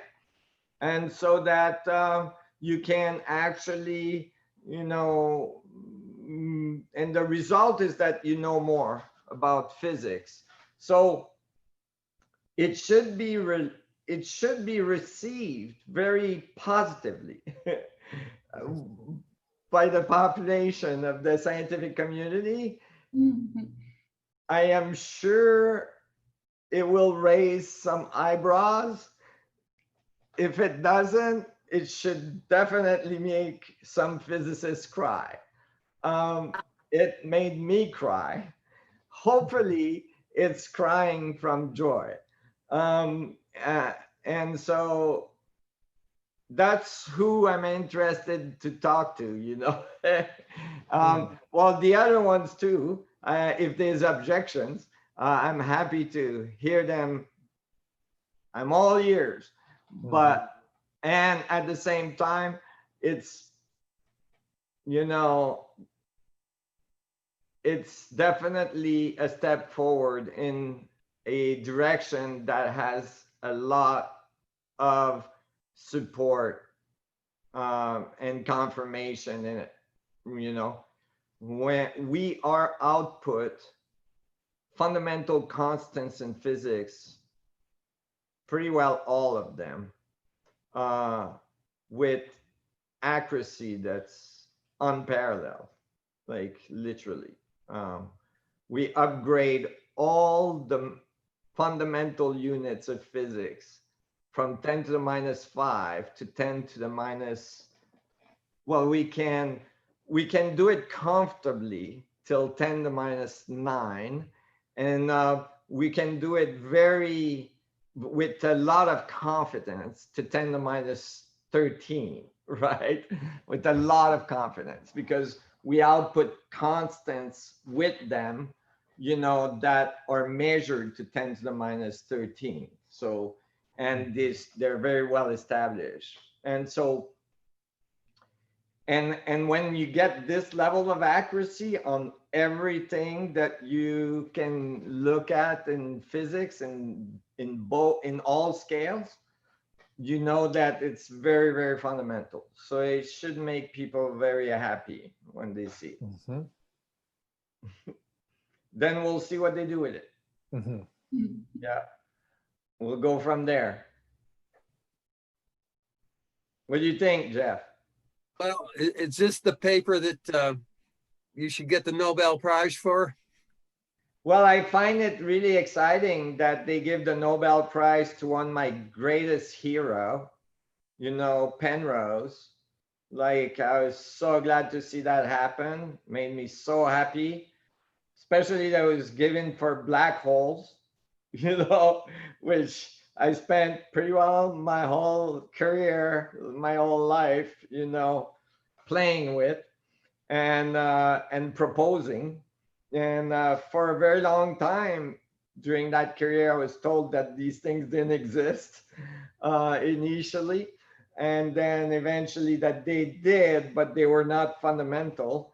And they were probably very rare. And then, you know, oh, well, they're not as rare as we thought. And, you know, so, but it's like now, it's really nice to see, and it's unusual for the Nobel Prize to be given for a for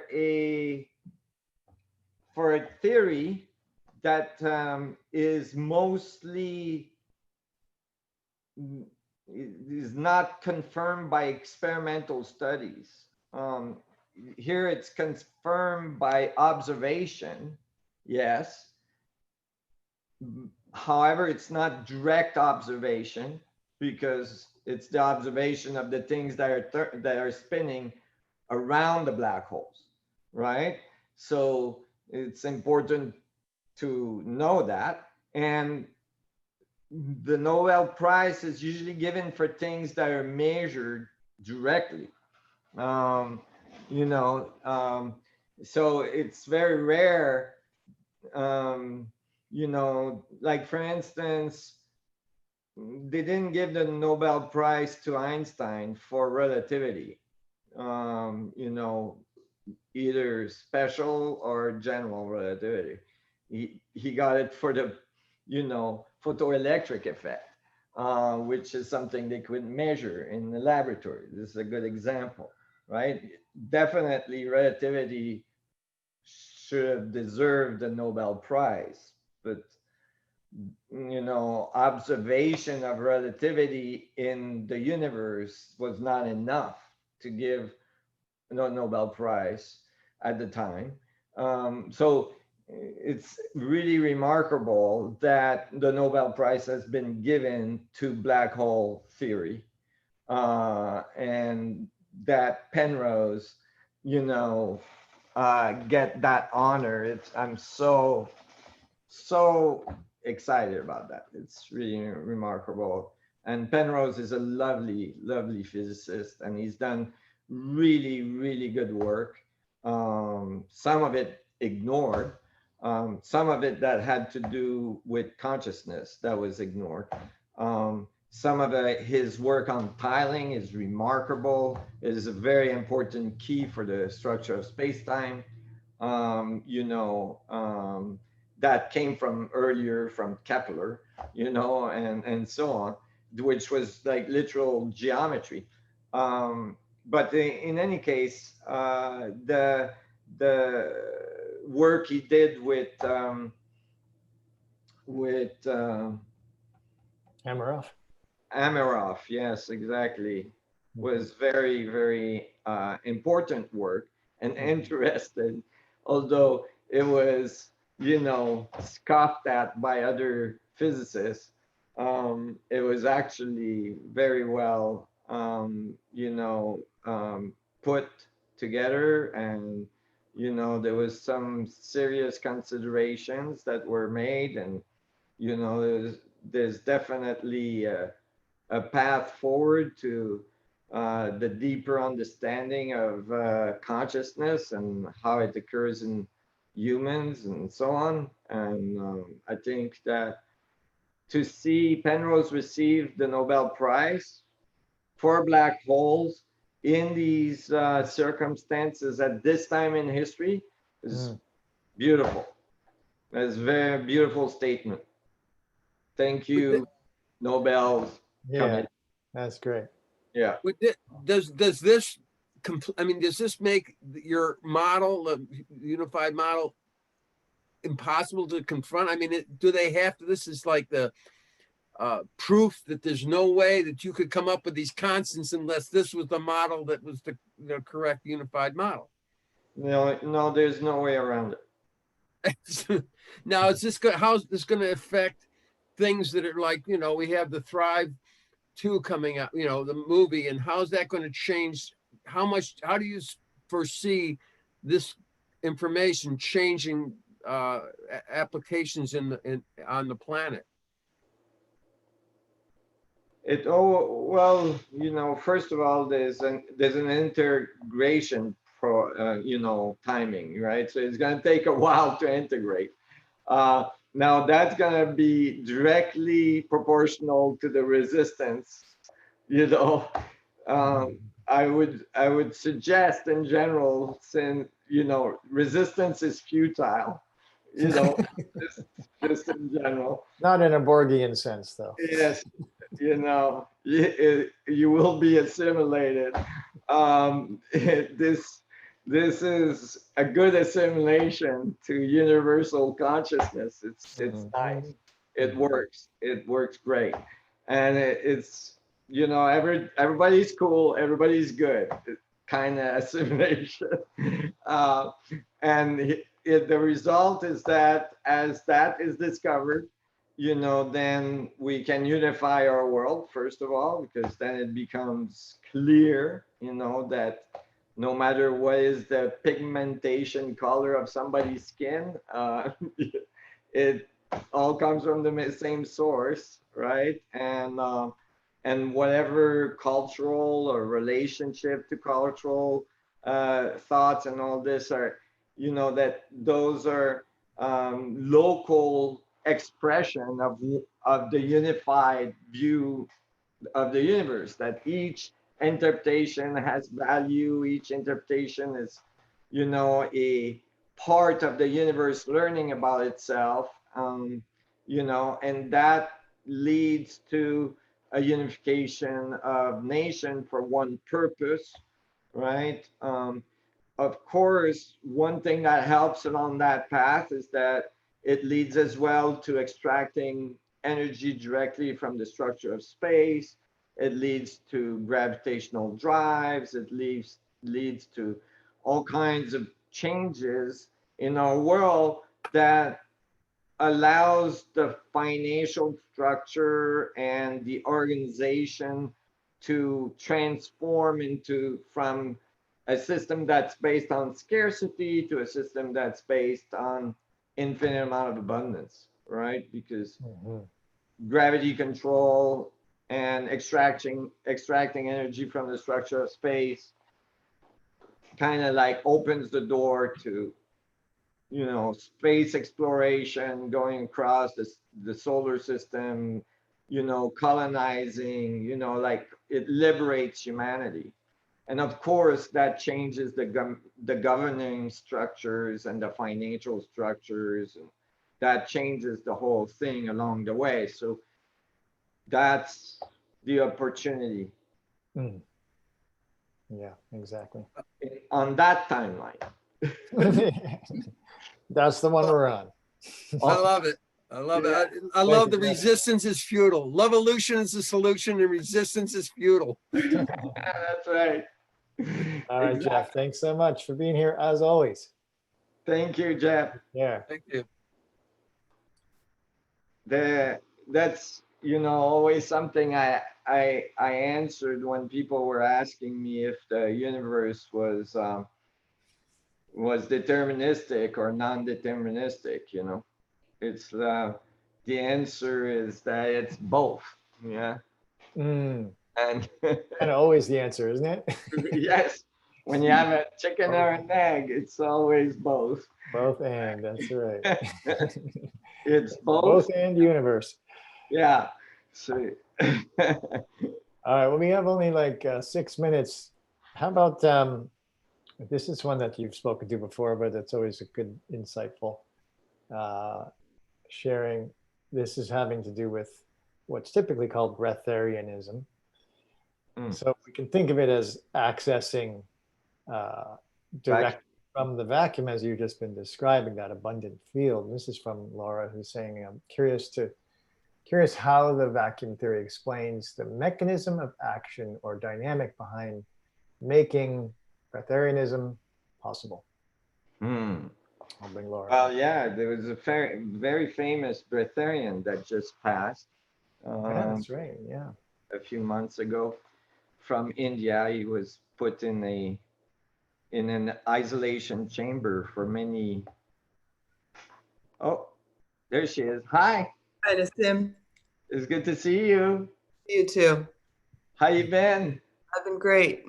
Yeah. Excited about all of this. What a great couple of hours. Oh, thank you. It's been fun. Yeah. Yeah. Oh, so you want to, are you trying to practice breatharianism or? Not personally yet. I'm very curious about it though. And who was that just passed that you just? What's his name? My God. Oh, it's okay. I forget. I'm so sorry. I'll look it up. I'll find it and I'll make sure you get it. But if you actually put like Indian Sadhu Sure. breatharian on the YouTube Christiana. search, it will come. Christiana put it in here. Christiana, I knew Christiana was here and she knew. Yeah, Yeah. Christiana. So it's Calls. Prahlad Johnny. It's in the chat. Thanks. Yeah, it's in the chat. You have Yeah. the name? That's Can right. you Christiana say it? put it in there.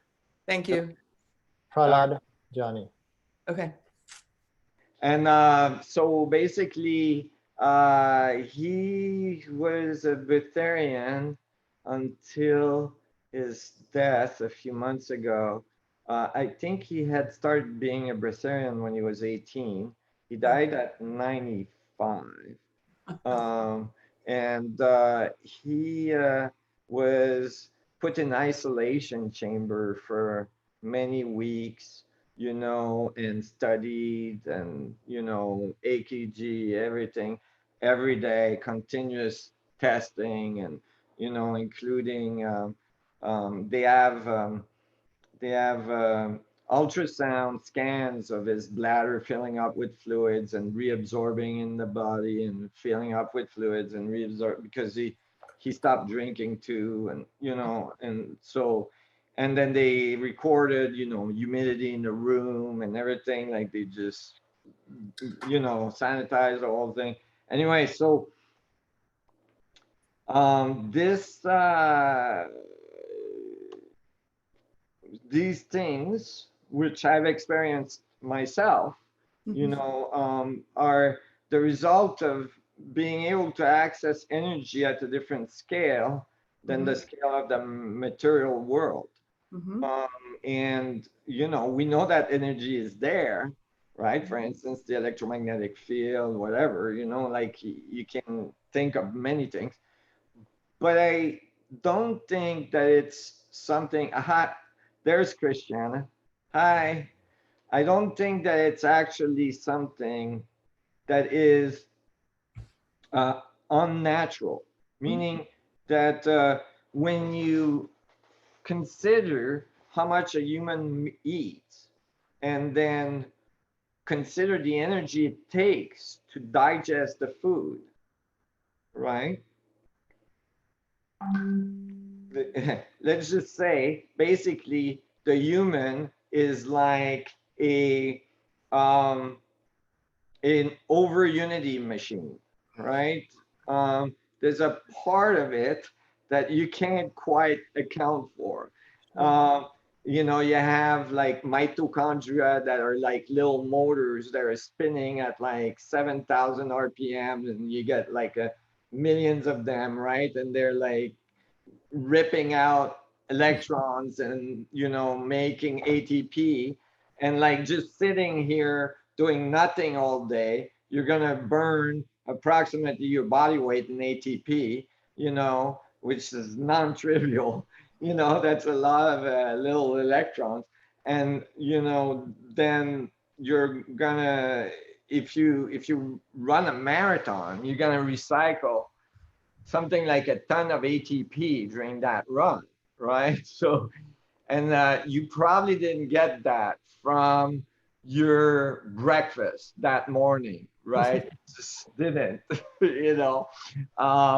and so basically, you can already say that we're living off this prana that the sadhu describes, right? But you're mixing it with like taking the prana that's encapsulated, like I was saying earlier, in the structure of space, and the prana that's available, that the free energy that's available. there's actually a term in physics, either than an over unity motor or a new over unity device, that's called free energy. It's part of, like, you know, the way you calculate thermodynamics or you know, systems, and that it's not like coming out of nowhere in this case. But basically what I'm saying is that there is energy that, so you're like an electromagnetic radiator, right, in the field, because you're actually fairly hot. Some more than others. In many ways, but you know, in thermodynamic ways for sure. And so this is, you can think of it like a black body radiation problem, right? And you can think of it as almost like, well, for people that don't know what a black body radiation problem is, maybe I need to explain that, but it's basically the base of quantum mechanics. You know, it's what Max Planck discovered, is that, you know, the electromagnetic field or the heat of an object would radiate in quantas, right? And so these quantas, so basically you can think of like all the incident energy that makes the thing heats up is like what the energy that you're getting from the field, from the vacuum. But the vacuum is not just outside yourself, it's inside you, because you're made of atoms that are 99.99999% space, and there's lots of space between molecules. So it's not, you got to think of yourself like a metric through space, right? Like an antenna, like a crystal through space that has space in it.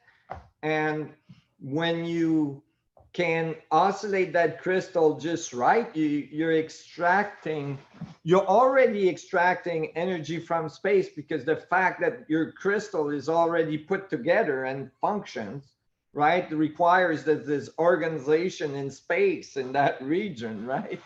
And then the fact that it oscillates means that it's, you know, you have a heartbeat, you have air breathing, there's blood going around, the whole thing is like oscillating, right?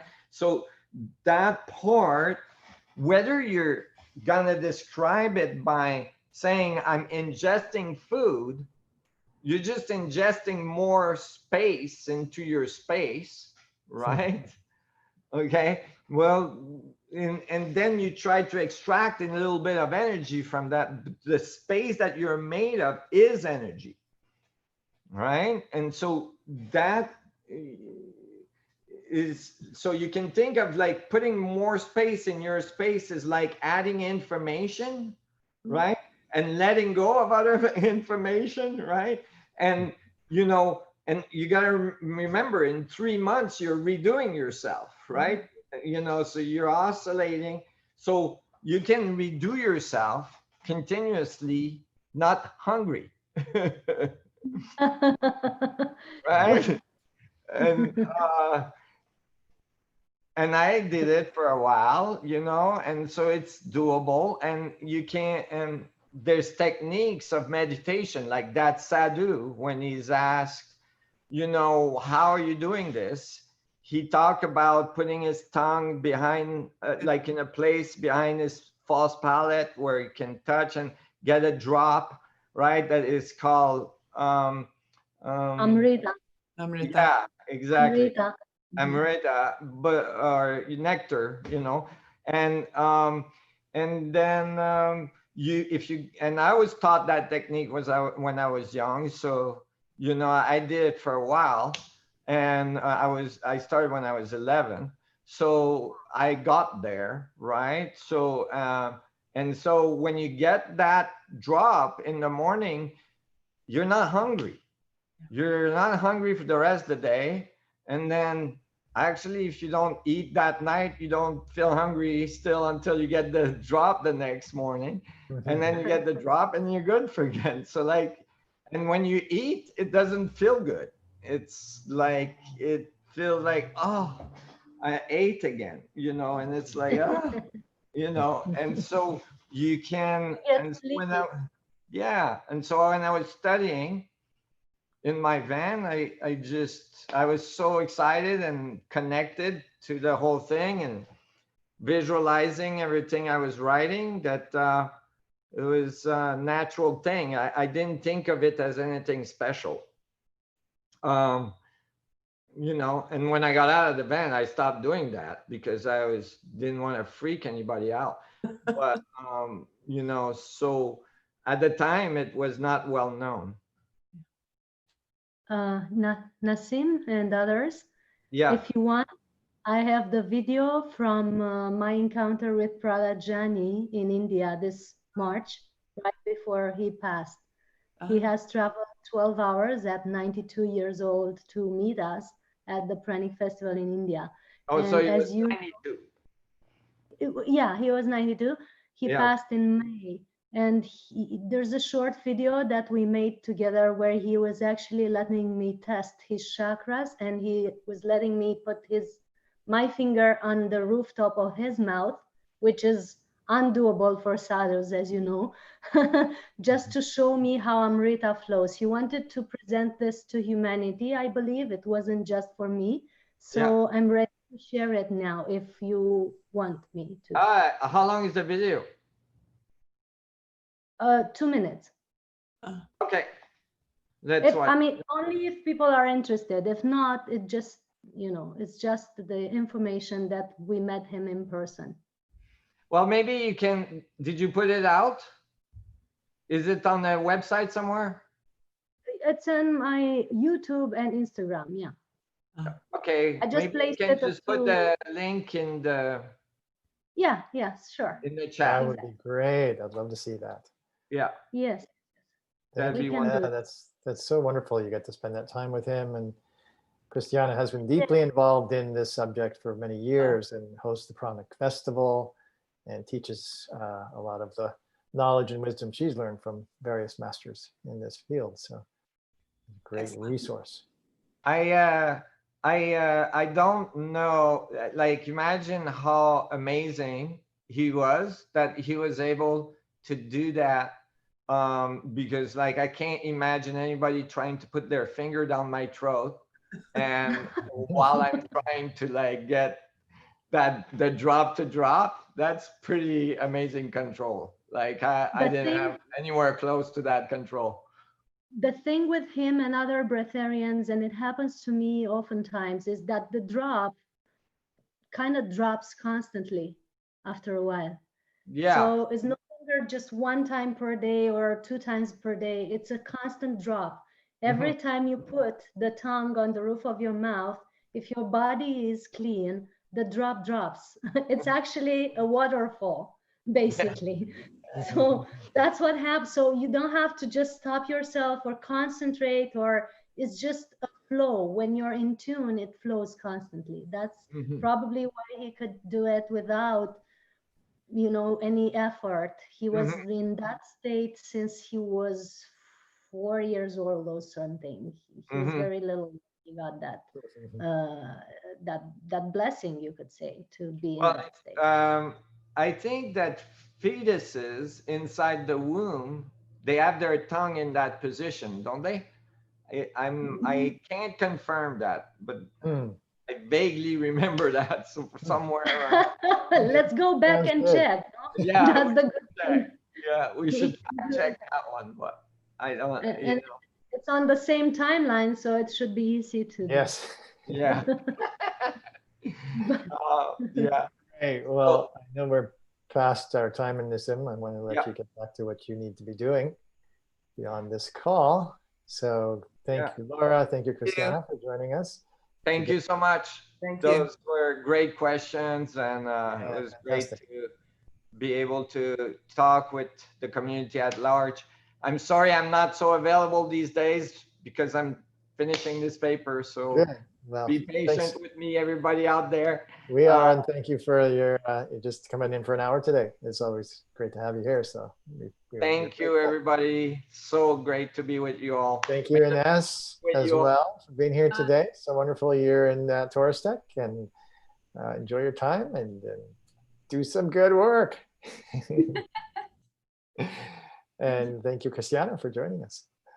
Thanks, Marshall, for calling me in, and the links to both videos, the short video and his conference at the Pranic Festival, are in the chat box now, so people can see it. Yeah, maybe we can share it on the Resonance group as well. I believe this is valuable for humanity. I'm looking forward actually for this to be researched in your labs. I have a few colleagues that are Breatharians that offer to do this, and wonderful. Yeah. We're ready for it. Excellent. Good. Well, we can discuss that. I'd love to discuss that. All right. Yes. Well, everybody, thanks for joining us on Facebook Live, on Zoom, and we'll see you, well, in a couple of weeks. We have the faculty Q&A on the 3rd Wednesday at 12 noon Pacific, and then back again with Nassim in November. So take good care, everybody, in the meantime. Lots of love.